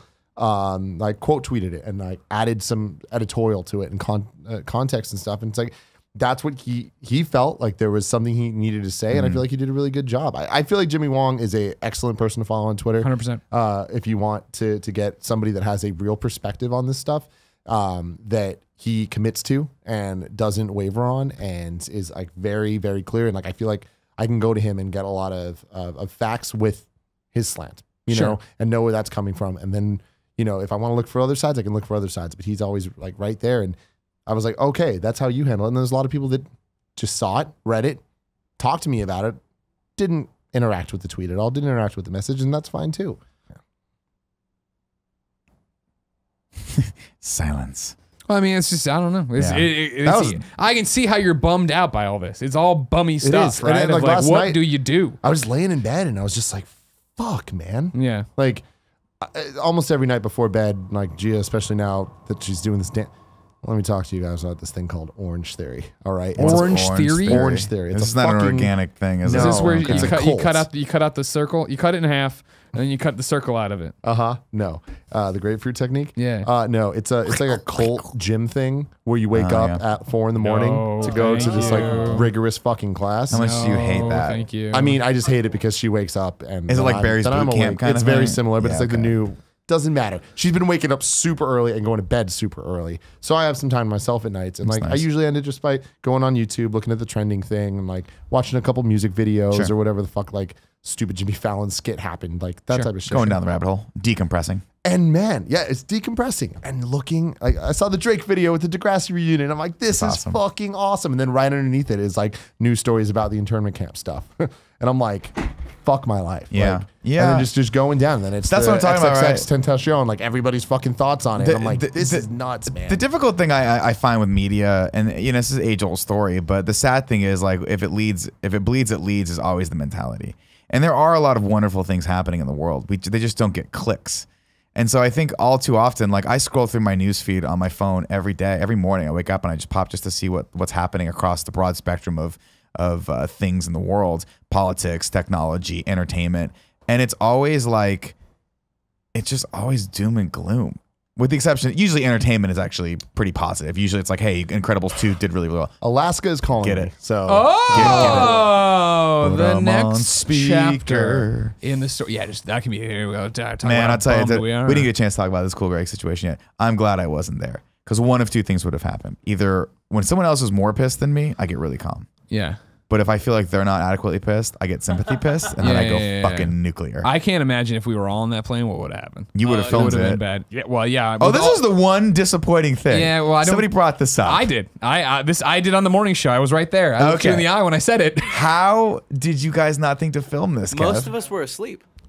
Yeah, they weren't all together. So like they were sleepy and all this stuff's happening. Yeah, I love that all of you got on the plane and immediately fell asleep for 2 hours. Well, they were trapped in the tarmac for 2 hours, right? Fucking hate when they do that. Airlines have to stop doing that shit. I'm more surprised they didn't just throw a Cool Greg off the plane for getting up on an active taxiway or whatever, some bullshit like that. But yeah, that was the one thing of like, man, I'm just glad they didn't. I wish you had recorded this. You know what I mean? Yeah. Not because I want it for content, but like that's usually helps your case of. I'm clearly not drunk. He was just pooping. Let him off the fucking let the plane take off. It's just a shitty situation. That's a bad situation. And no, I didn't mean to pun on that one, but I'll take it. I don't like that feeling. I don't like the feeling of like a bigger organization just coming in and like basically, strong arming you and just treating you poorly like that. But now to your point though, what you were just saying, right, is that if it bleeds, it leads, right? Like I can't imagine being an airline. Running an airline well, being a flight attendant, and being a pilot, right? Like, yep, we have this horrible story that it directly affects us because it involves 2 of our partners and friends, right? But like every day, probably how many thousands of flights go off without a hitch and everything's great. And it's just like everything else we talk about where you don't file it. I talk a tremendous amount of shit about United Airlines, mostly because everyone that works there is just terrible human beings. What? Nope. No? Too far. And almost literally every interaction I've had with their service staff has been curt and fucking rude. But I've had plenty of good flights with them. I've had plenty of flights where it goes off without a hitch and they just take my ticket and don't fucking talk to me. Yeah, and that's how I prefer. These Alaska guys that they had such a problem with. Remember the same people who just gave me chocolate every time and thanked me for flying. You remember who was great though? Virgin America. Virgin America never threw you off for shitting. Where literally it was almost a party on the plane, and the flight attendants were the ones leading the charge. Yeah, that was always great. Yeah, never had a problem with any of those people. Even if it comes down to if I'm gonna get thrown off the plane or have to deal with the fucking singing Southwest flight attendants, I'll take the singing Southwest flight attendants. Fuck I love Southwest because they're cheap. But it is like an nobody air. loves Southwest. Well, okay, it's true. And if you do, you don't fly. I don't dislike Southwest, but I will say this. Like every flight attendant has a specific kind of vibe to them. Yeah. Southwest, prison guards. That's what I think. I think they're just there to get in, survive, and get out. Southwest, get in, survive, and get out. Southwest flight attendants are very much the brand of, you know what? Little Jimmy went off to college. I retired, but I still want some fun. Yeah. I'm a fun soccer dad or soccer mom, and I'm going to fucking get up there and tell you dad jokes and sing you fucking songs. You get on the plane, you're exhausted. You just want to go to bed, and they sing you the fucking FFA. I will fucking punch through this glass right now, miss. I will fucking punch through it. I can see why that one woman got sucked out the window. She's like, enough of this. Oh, no, Greg. Oh, that's the line. No, that's the line. We found it. She died. God rest her soul. I don't know. No, it's true. All kidding aside, it's tough, right? If you ran an airline, you had like thousands of flights happening every day. There's bound to be issues like this. But this is the thing we all lose sight of. It's what we're talking about even right now, of just like lose sight of the humans on the other end of anything. Yeah, but also it's one of those things where like you want to talk about what we can do specifically. I mean, this is not me. Tim can deal with the situation however he sees fit. Sure. But I really think that, and I hate to use a corporate term, but this looks to me like a teachable moment, right? Oh, 100%. Hey, let's take a step back when tensions are lower, heart rates are down, everyone's a little cooler heads are prevailing right now, and let's talk about why this happened, and maybe there can be some sort of policy change on their part to make sure that people are a little more patient. Sure. I don't know. My guess is 2 hours in the tarmac, everyone's in a bad mood, tensions are high, and there's just a zero tolerance policy for anything, and they made the wrong decision. They are here. so fucking lucky I wasn't on that plane, because immediately it would have been to Periscope. Yep. What's your name? Why are you kicking them off, pilot? I have rights, sir. I'm actually fairly glad you weren't on that plane. And I would have been like, do you know I'm MVP gold? And then I also, this is where I am not this kind of asshole at all. But in this situation, I'd be like, oh, you're going to regret this. Oh, you're going to regret this. When I start tweeting this, oh, you're going to regret this. It's so funny because every once in a while, do you ever do, you don't drive, but I'm sure you have moments where, do you ever, like, I drive to and from work every day, and that's my time to like, to sort of collect myself. You listen to podcasts. I bet sometimes you eat bacon out of a little bag. Sometimes I do. Every once in a while, I'll get in hypothetical arguments with people. Oh, sure. For no reason. Sure, yeah. And I'm pretty sure I heard one of those from the kitchen this morning. You probably did. Because I was like, what was that? I'm like, oh shit. It's going bad. I'm like, I'm tired. I'm just going to take this out on the fucking cod coffee. Hey, whatever. It's fine. I think Kevin fixed it or we're going to get another. It doesn't matter. But no, every once in a while, I will swear to God, I'm the most cocky son of a bitch in these hypothetical arguments. Hypothetical argument? Yeah. Oh my God. Do you know how many times I've thrown around how many Twitter followers I have? Oh really? Wow. Oh my son of a bitch you are. Sir or ma'am at this restaurant who is not giving me my steak the way I want it. I could roast you. I could end this restaurant. You can't fucking do that. I don't have that kind of power. Yeah, we could. No, we don't. Imagine if you had a restaurant that did you wrong. You do, because you have one. No, it's a lot more intimidating. You have 1.33 million Twitter followers. Yeah, fuck that, right? I got like 72 people look at that, but like my fucking dog has more Twitter followers than you. You're missing. Scarpino. If like right now something goes wrong this week. Yeah.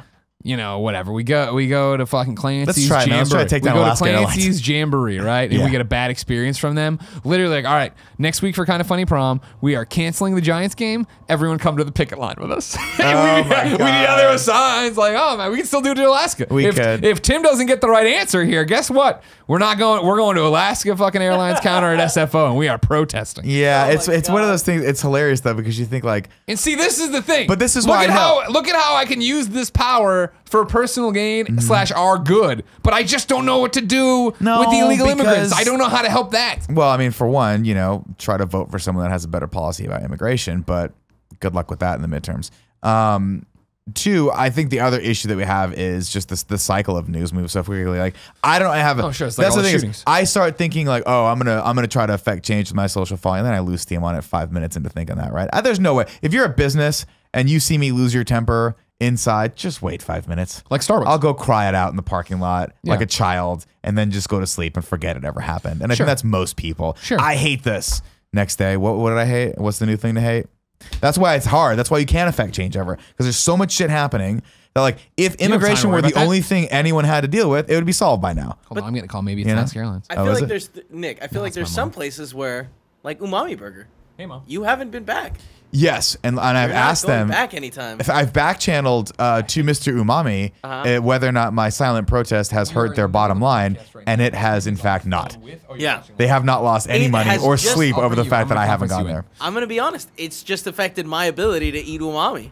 Hold on, Mom is watching the show live. She is flying Alaska Airlines next week for Kind of Funny Prom. She has questions.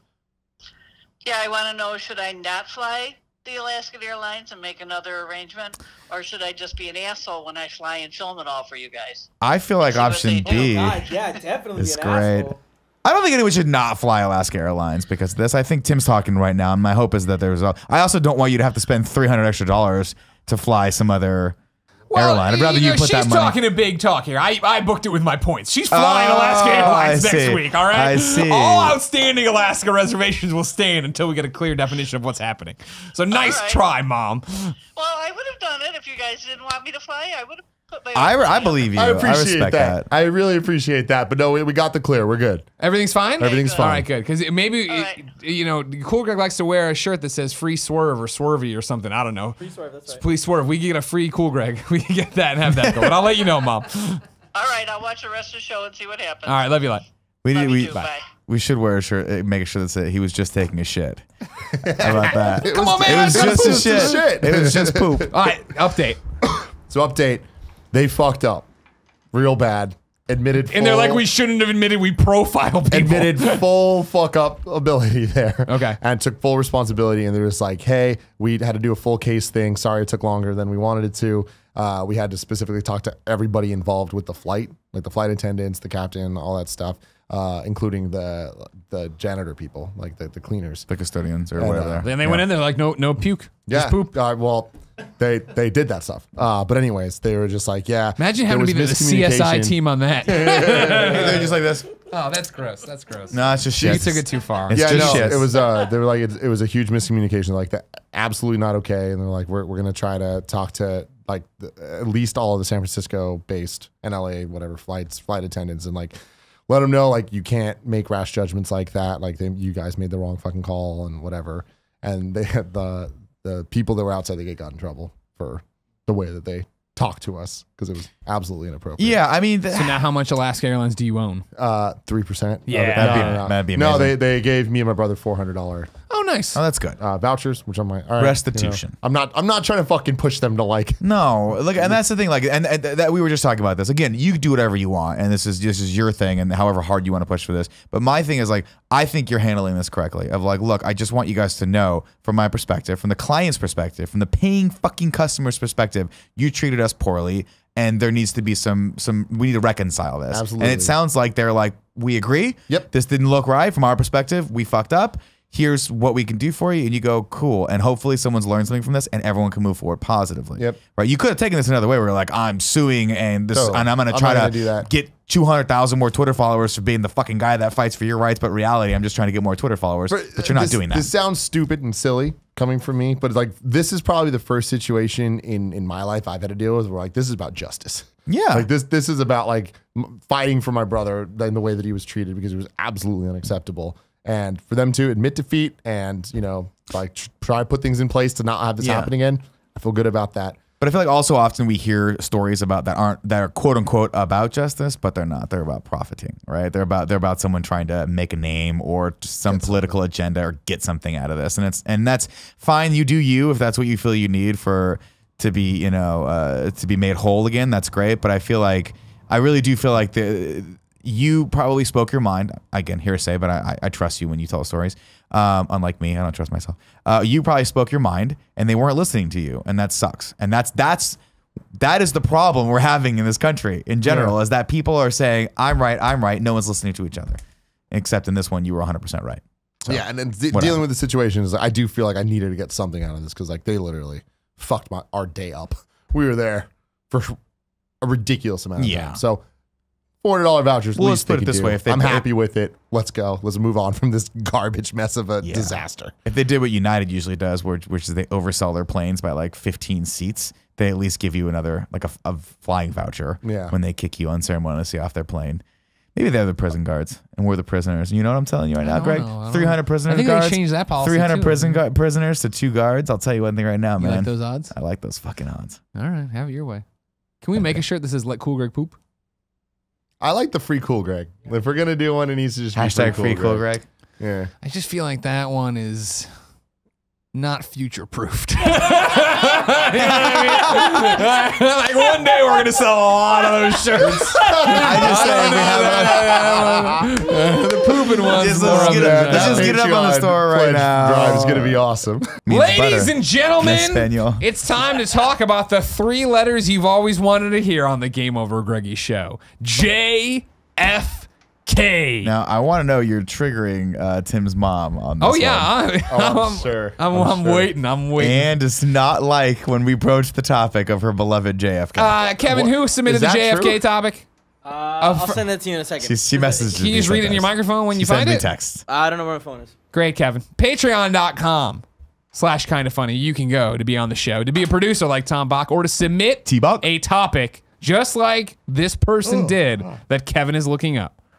Aren't you, Kevin? I mean, I'm looking. Let's call him Archibald. How's it going, Kevin?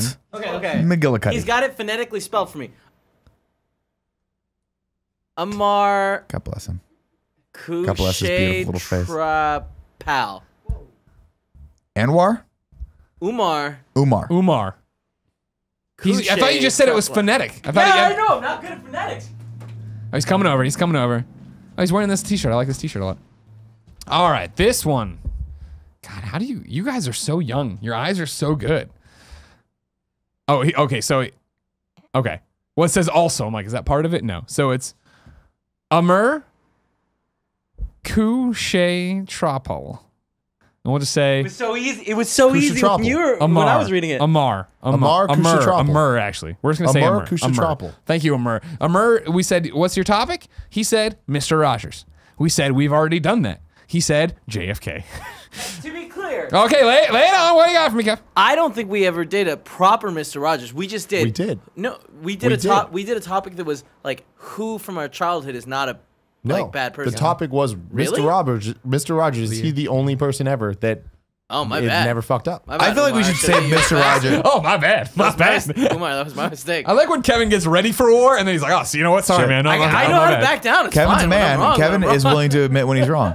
I think we should save Mr. Rogers for when and if we all watch. Again, That's Nick, a separate. Yeah, he we've switched already off done to it. this, so we don't owe him that anymore. Okay, but if gotcha. when we do go watch My Friendly Neighborhood Mr. Rogers or whatever the show's That's called. Spider-Man. He's Spider-Man. He's My neighbor. we should, Hey, you we did should do Spider-Man, right? Do it back.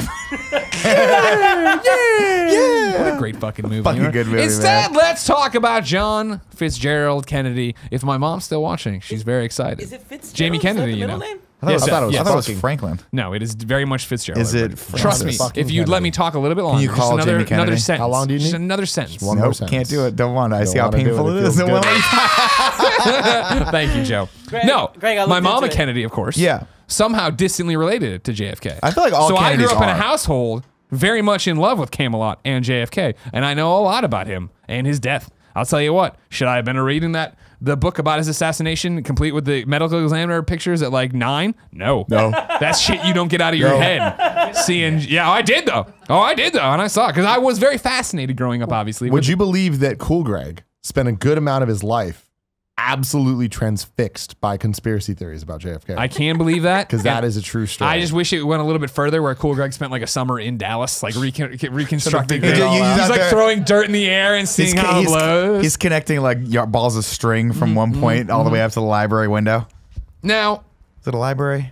it was a book depository. Depository. Book depository. What the fuck is a Lee book Harvey Oswald. I don't depository? have them anymore. They got So rid you know of at them after Blockbuster that when you had to pull the little thing and put the movies Yeah. back, it's like that for books.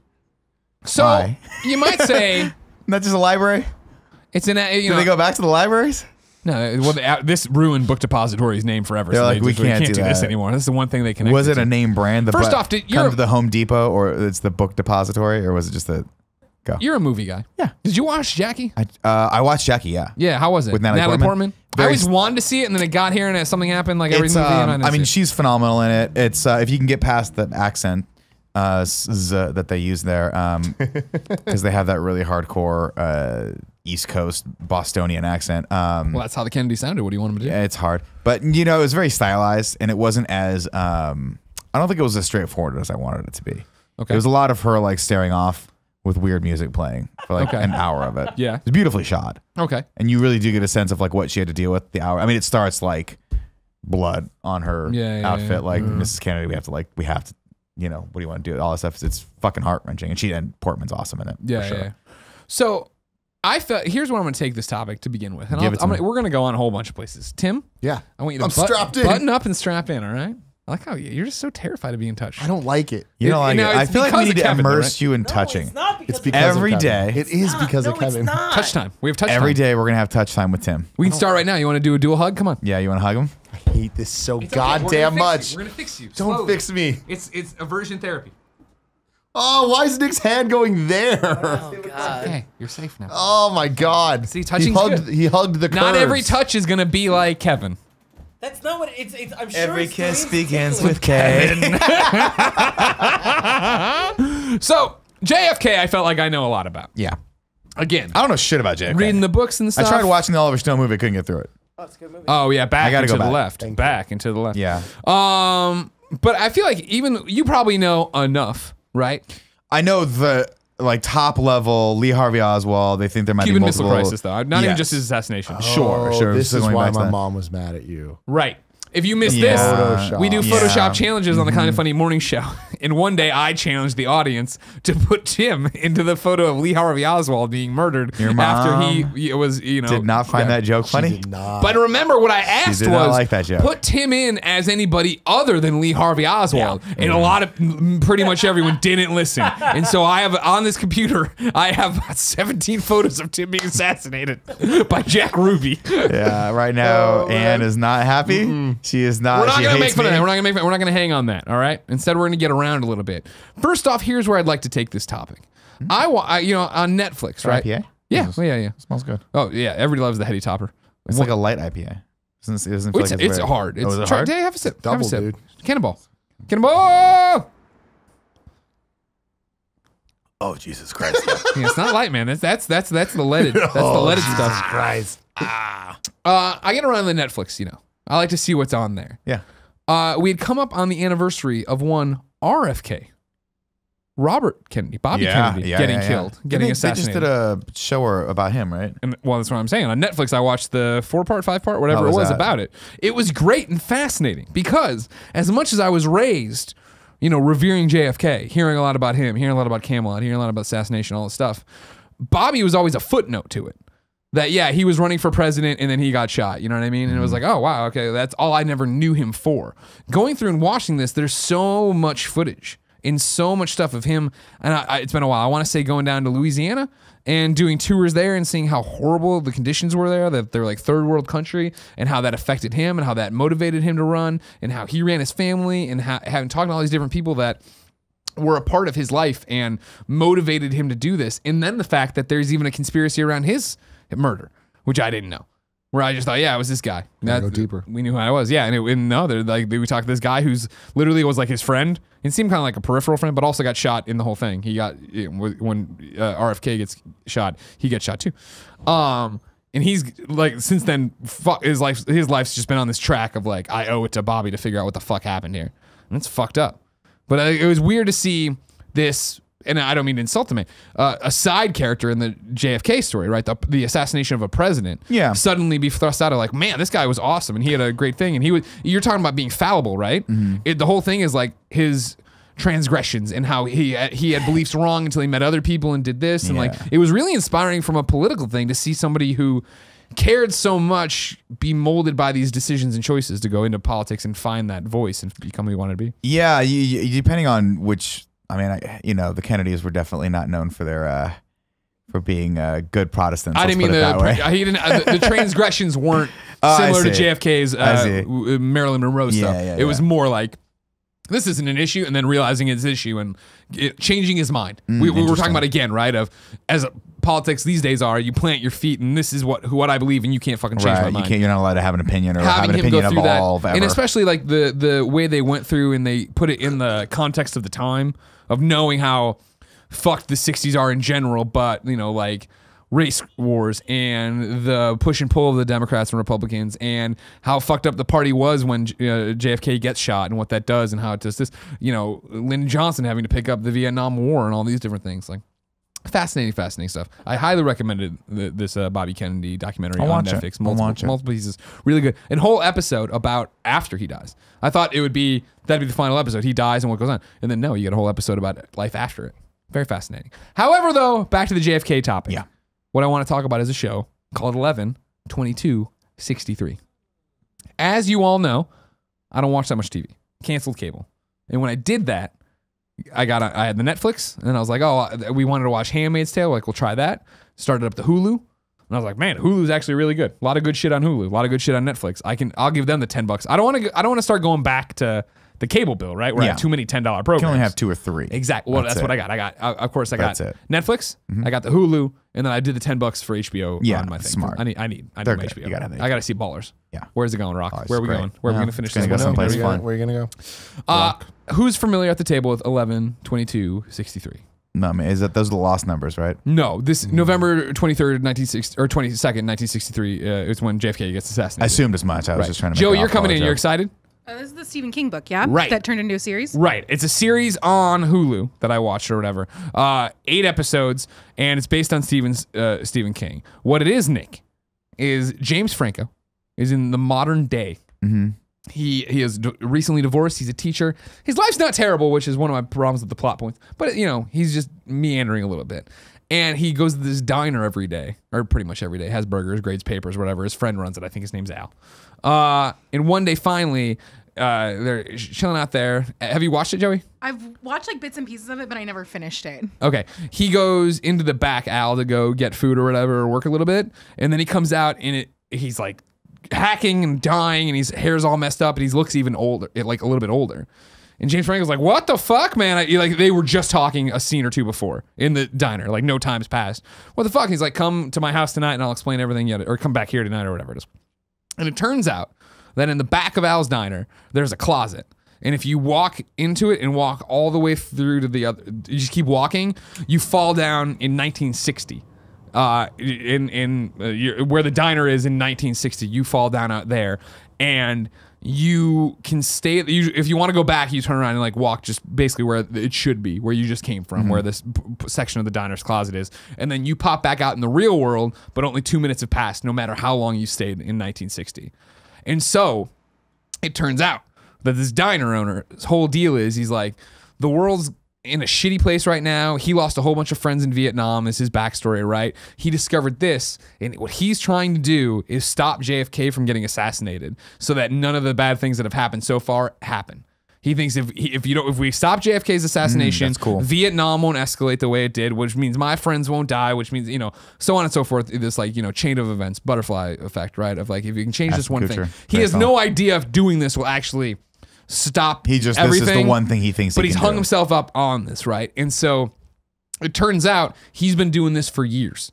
So he has money. He has a whole room dedicated to it where he's been tracing people, the players in this game. He thinks it's a CIA, like they brought in Lee Harvey Oswald and that's what's happening. And he doesn't know if there's another shooter, blah, blah, blah. He's got all this stuff mapped out, traded. He's got pictures, papers, and everything else. But his cancer is so bad now, he's going to die. And so he can't keep doing this, and he needs to pass the torch to James Franco, and he wants James Franco to go back, prove that it's Lee Harvey Oswald, and kill Lee Harvey Oswald to save the president. Interesting. Yeah, it's a fascinating idea. It's 8 episodes. Let me tell you, it would have been a great movie. Way too many episodes. Like, I watched the first 3 and maybe first 2.5 or whatever, and it was like, I like what you're doing here. This is a cool idea, but then it's like, ooh, she just feels like we're wasting a lot of time here doing this. And I finally was like, you know what? And I just jumped to the last episode. And it did that horrible thing when you jump to the last episode of like previously on, and it recapped everything. And there's like 2 scenes they recapped that were going to be matter to this episode that I hadn't seen. Where I was like, oh, there's a lot of wasted time in there. Yeah. You know what I mean? Yeah. You get through there and you go through. That's pretty typical for Netflix series. Like Netflix, I don't know if this is saying for we should. Oh, this is Hulu. Yeah, but it's on-demand content, whatever. Got original it. Well, I content. mean, Netflix has that issue of like episodes 6 and 7 are usually, or like maybe it's like 5, 6, and 7 are usually pretty fucking useless when it's 12 episodes, and then you get back to like 8, 9, and 10. You're like, okay, we're getting back up to the season finale. Yeah, that's how it is. That sounds fucking fascinating. Is going back to the past that what causes his cancer? No, that's what I thought, but it just seems like he gets cancer. He's just old as Yeah, fuck I think he's and just an has old fuck. cancer. He might have smoked, I forget. But it doesn't. Smoking That was kills, my thing Kevin. too of like, oh yeah, he's getting radiation from it. But it seems like no, apparently not. But they do a lot of fun concept. things with it that I liked. Well, number one, not at all related to this, right? But more in the fun stuff of like in the beginning of explaining all this shit to him. He's like, oh man, how many times do you do? He's like, I do it all the time, go back all the time. He's like, oh man, he's like, one of the reasons, because of course he runs this diner famous for these burgers. He's like, there's a butcher there I like. And so he brings back meat from the past. And James Franco's like, you mean I've been eating burgers from 1960 or whatever? And he's like, how do you think I keep my prices so low? Because it is like, like a ridiculous price. He's also probably like, that's why you're so healthy, because we haven't packed all this shit and hormones. So here's, I think I left this out, right? So the idea is that you always pop out at the same point. I opened up my thing here. It's 1960 for sure. I don't know if they tell me the date in here. Whatever, just keep saying the 60s. But you always pop back at the same point in time. So if you go there and you kill somebody, or you stay there for 4 or 5 years, you stay there longer than this and you do stuff. When you come back, everything you've done in that time period has happened. The timeline's changed now and that's what it is. However, if you ever step back in, it resets everything. So like, let's say you wanted to go back and just stick with me. Kevin's never born. You're right. So you go back to the 60s and you hang out, you kill Kevin's grandfather or whatever. So that never happens. Sorry, Kevin. This is just for the thing. You come back though and it turns out, man, life without Kevin sucks, right? Yep. You could step back through right in the 60s and then come right back, and that would reset it to how it is right now. Or I could just stay, right? Yeah, you can just chill. Okay. Yeah. Stop it. Yeah, exactly, Wanted to make sure I had my options. Sorry, so you're asking me, how do we make there be a world where Kevin doesn't exist? Yeah. Is that what the topic is? This guy, I'm fucking with you, Kevin. I love you. I'm just joking around. I don't understand that concept. So if you fuck up, you just go back in the room and come out and it resets everything? It's a reset, but then you age. So it's like you're going to run out of life eventually. Because if There's you're that. over there for 3 years Wait, and I you're going thought- back. Go ahead, Greg, you I thought you only aged 2 minutes. No. 2 minutes passes in the real real world. world. But if you go there and spend 3 years there, you've aged. You come 3 back. years. So if I'm 30, I come back 33. That's why the dude left, came back, and looked more haggard and had the cancer more advanced. Because even though 2 minutes had passed been for there James for like a couple Franco, in years. reality, back there more had happened for him. My big question is, I always think about this. You think about Back to the Future, things like that, right? You go back to 19. You go back from like, say you went from 2018 to what was it, 1955 for Back to the Future? 1955, yeah. 1955. how would you buy stuff? You'd have to figure out how to exchange. Well, Doc Brown had that. Something for currency, right? Yeah, if you remember, Doc Brown had a suitcase full of money. So like, yeah, but like I'm talking about us, normal people. Like, how would you buy 1955 currency? I mean, I believe you can't just go do that. Can't you do it like the mint and collectors right now? There's ways to do it. Yeah, but then like, how would you live there for a year? Because eventually, like that $100 would be like, fuck. This is what I got to start hooking. I got to start using what God gave me. No, because you're doing it. You're doing it silly. Pie. You're doing it very silly. Who wants to slice the cherry pie? Okay. You're gonna get syphilis Sorry, so Mrs. fast. Kennedy, love you. No, because James Franco is set up by the dude for this, right? Right. So the guy just here's goes, your starting money, and he gives him a thing, and he's like, here's what to bet on. And he gives him, I forget, like a few grand or whatever. Oh, because you would know. He's like, go through, get a job, do this, and like do all these stupid things, and then go off also though, and you just make a couple bets. Interesting. It would be cool though, because you would know so much. Yeah. About what would happen. Yeah. Man, I would abuse that. But like, I'd be like Kennedy. But here's the thing too. I would want to come back just millionaire. Well, Nick is episode 6 and 7 of the Netflix show. Where it's like totally off topic. I'm the side story random of the Punisher where he's like, I gotta go save my friend. I'm like, nobody fucking cares about your friend. This is the thing about, you can tell that James Franco's character in this is not a video game player who's ever reloaded a save. Because he does the thing where he goes through the one time and he's like, I'm just gonna play this as my one time. And he goes through and does it, just lives there for 3 years doing all his shit or whatever. At least for the episodes I saw where I didn't jump ahead. But like, I'm pretty sure that's how it works out. He goes through and immediately like buys a flashy car even though he's told not to.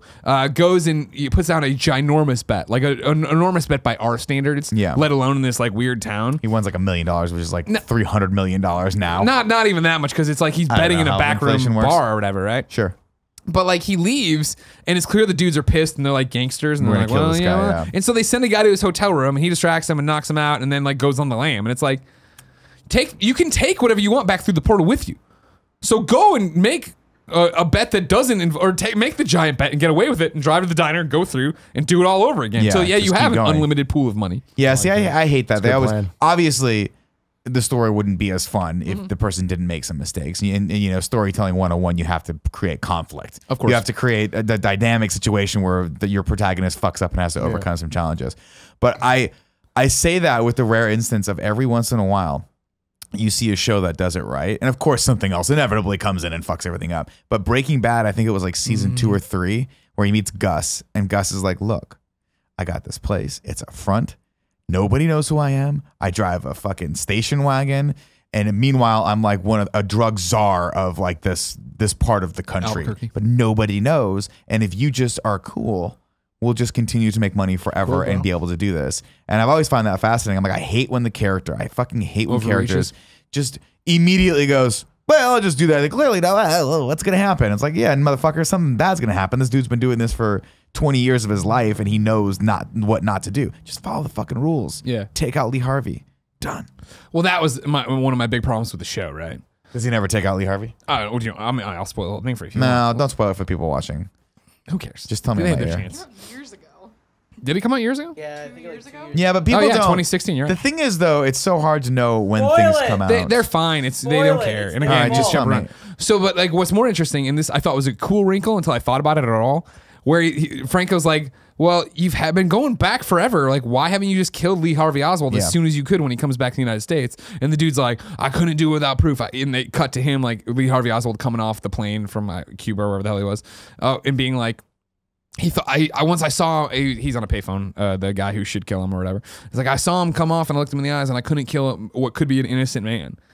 And it was like, oh, okay, that kind of makes sense. So you need to justify it. And then it was like, but wait, you have an undo button. Yeah. Fucking kill him and walk through the hole and see what happens. Yeah. Like, come back out and be like, did JFK ever get killed? No, this is always the problem with time travel tales. Yeah. It's like, why not just go back and stop yourself from doing the other thing that you fucking did? Like you did that was stupid. Yeah. Just go back and stop yourself. Yeah. Don't use the fucking thing to go back to the day. Use the thing to go back to the day before the day. Yeah. And then stop yourself. And you have a Coca-Cola, stop yourself before you fucking show up. So Stop. to tell you, to answer your question, spoil thing. So it takes forever, but yeah, we finally get to the book depository. Lee Harvey Oswald's up there. He's going to take a shot. James Franco and this woman he fell in love with back in the day. Yeah, right. God No, forbid you no. go back to Even strawberry 1960 pie. and just bang out So good. strawberry pie. Strawberry pie. He gets up there and Lee Harvey Oswald shoots his. They stop him from shooting the president. Then Lee Harvey Oswald shoots his girlfriend, and James Franco shoots Lee Harvey Oswald, and so they're both dead. And he's left there, holding the bag. So then the cops come up there and they grab him and they put him down in questioning. And it looks like he's gonna go trade places with Tim in the Photoshop and get shot by Jack Ruby. And I was like, that's interesting. That doesn't make any sense.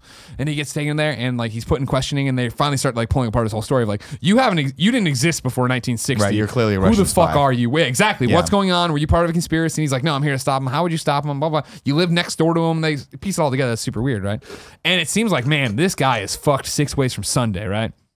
And he has a few things to hold over the CIA guy that he knows from the future and all this shit.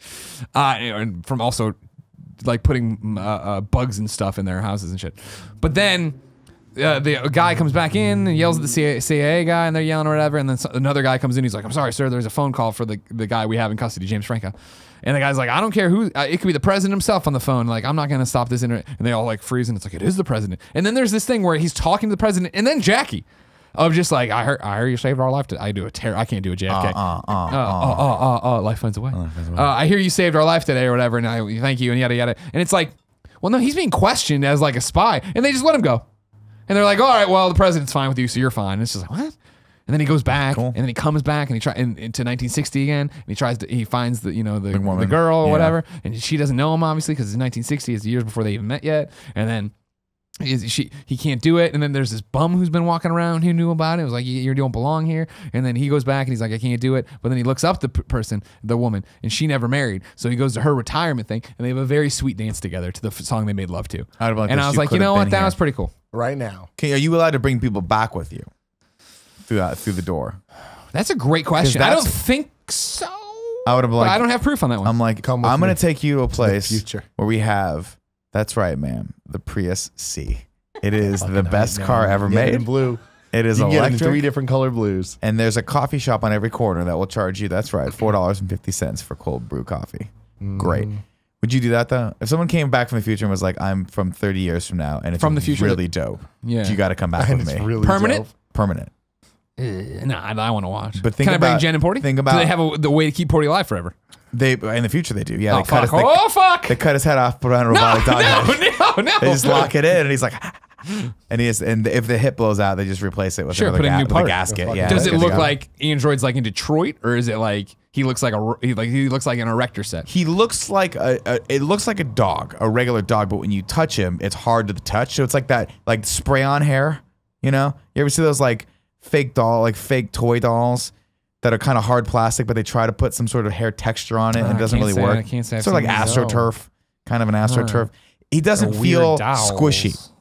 His face still squishy, very old, melting away like dogs do, because it's still normal Well, dog. no, you've talked me out of this. But he's got a giant Frankenstein like bolt, so that if the body ever goes back, they just untwist it, quickly twist another one on there, Quickly. and hit the button. It and has to be resets. fast. Yeah. I love that we turned a topic about JFK into just time travel.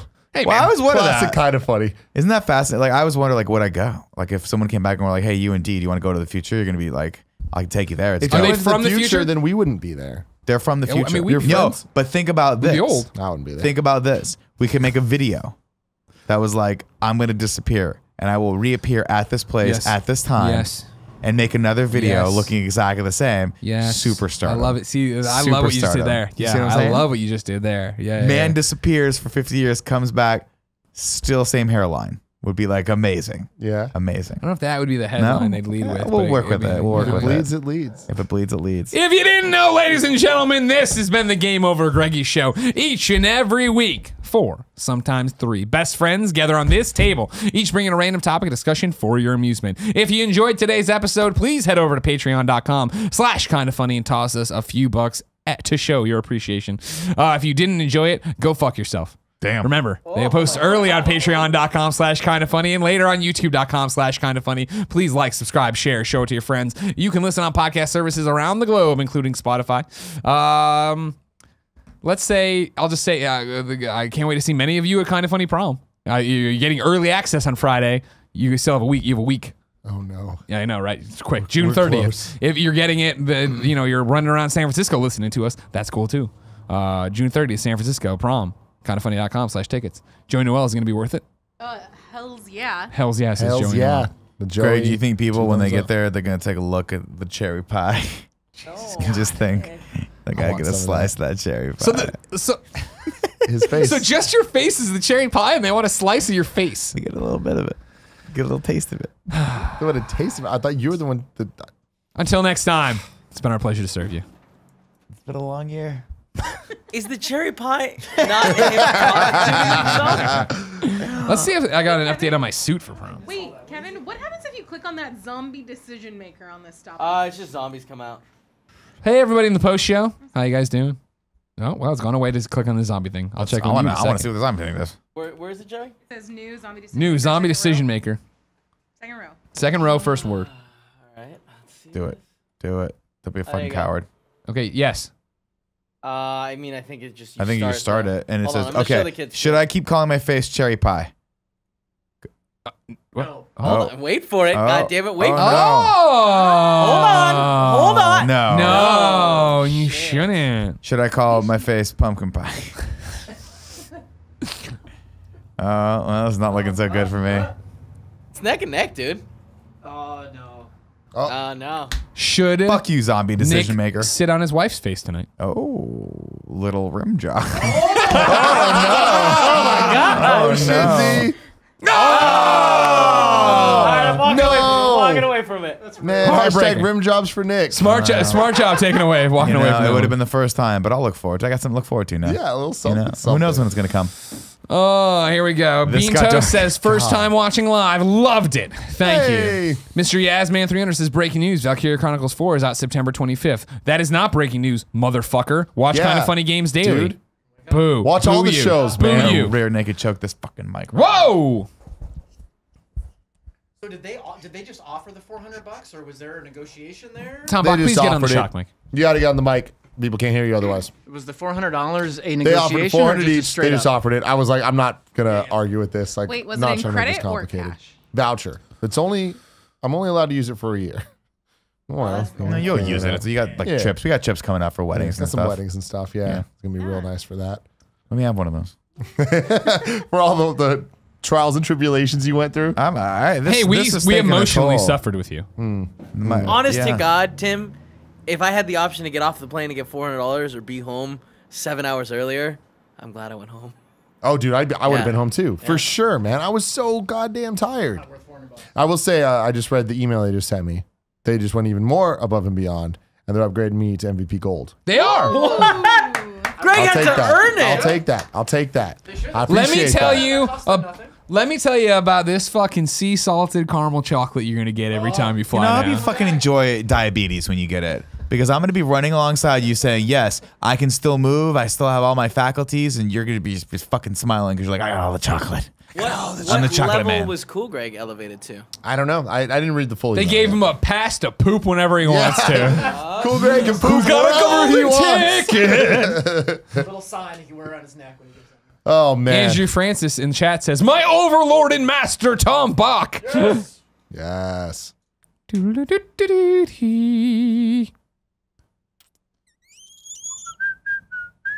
That chocolate, Tim. I will, Duncan. Don't worry. Sugar Free Daddy says, "Diabetes is no joke, Nick." Now, speaking of that, do you worry about having diabetes? I was talking to somebody this weekend about your drinking problem, and they're like, a sign of diabetes is unquenchable thirst. And I was like, huh. Fun fact, that's why Tim refuses to go to the doctors. I Specifically talked because about this on diabetes. GameOverGreggy show, I probably apologize. episode like 37. Oh, okay. Then I don't apologize. That's too long. Yeah, it was a long time ago. I've always been scared. No, you know what? I think it was episode 15 with Jim Riley.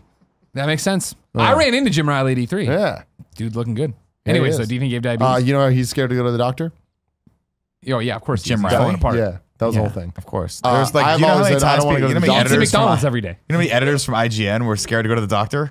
Nearly all of them. Yeah, Because they ate like children. I get it. I I'm don't scared to get go to the diabetes. doctor because they'll give me the beaties. See, I don't think you have unquenchable thirst. I think you just like drinking stuff. That's true. Like you're probably not thirsty right now, but you just like drinking stuff. You like the sip on stuff. I feel like if I actually had it, I would know. You don't have to- Warning signs of diabetes. Oh, Jesus Christ. Increased thirst. Increased hunger.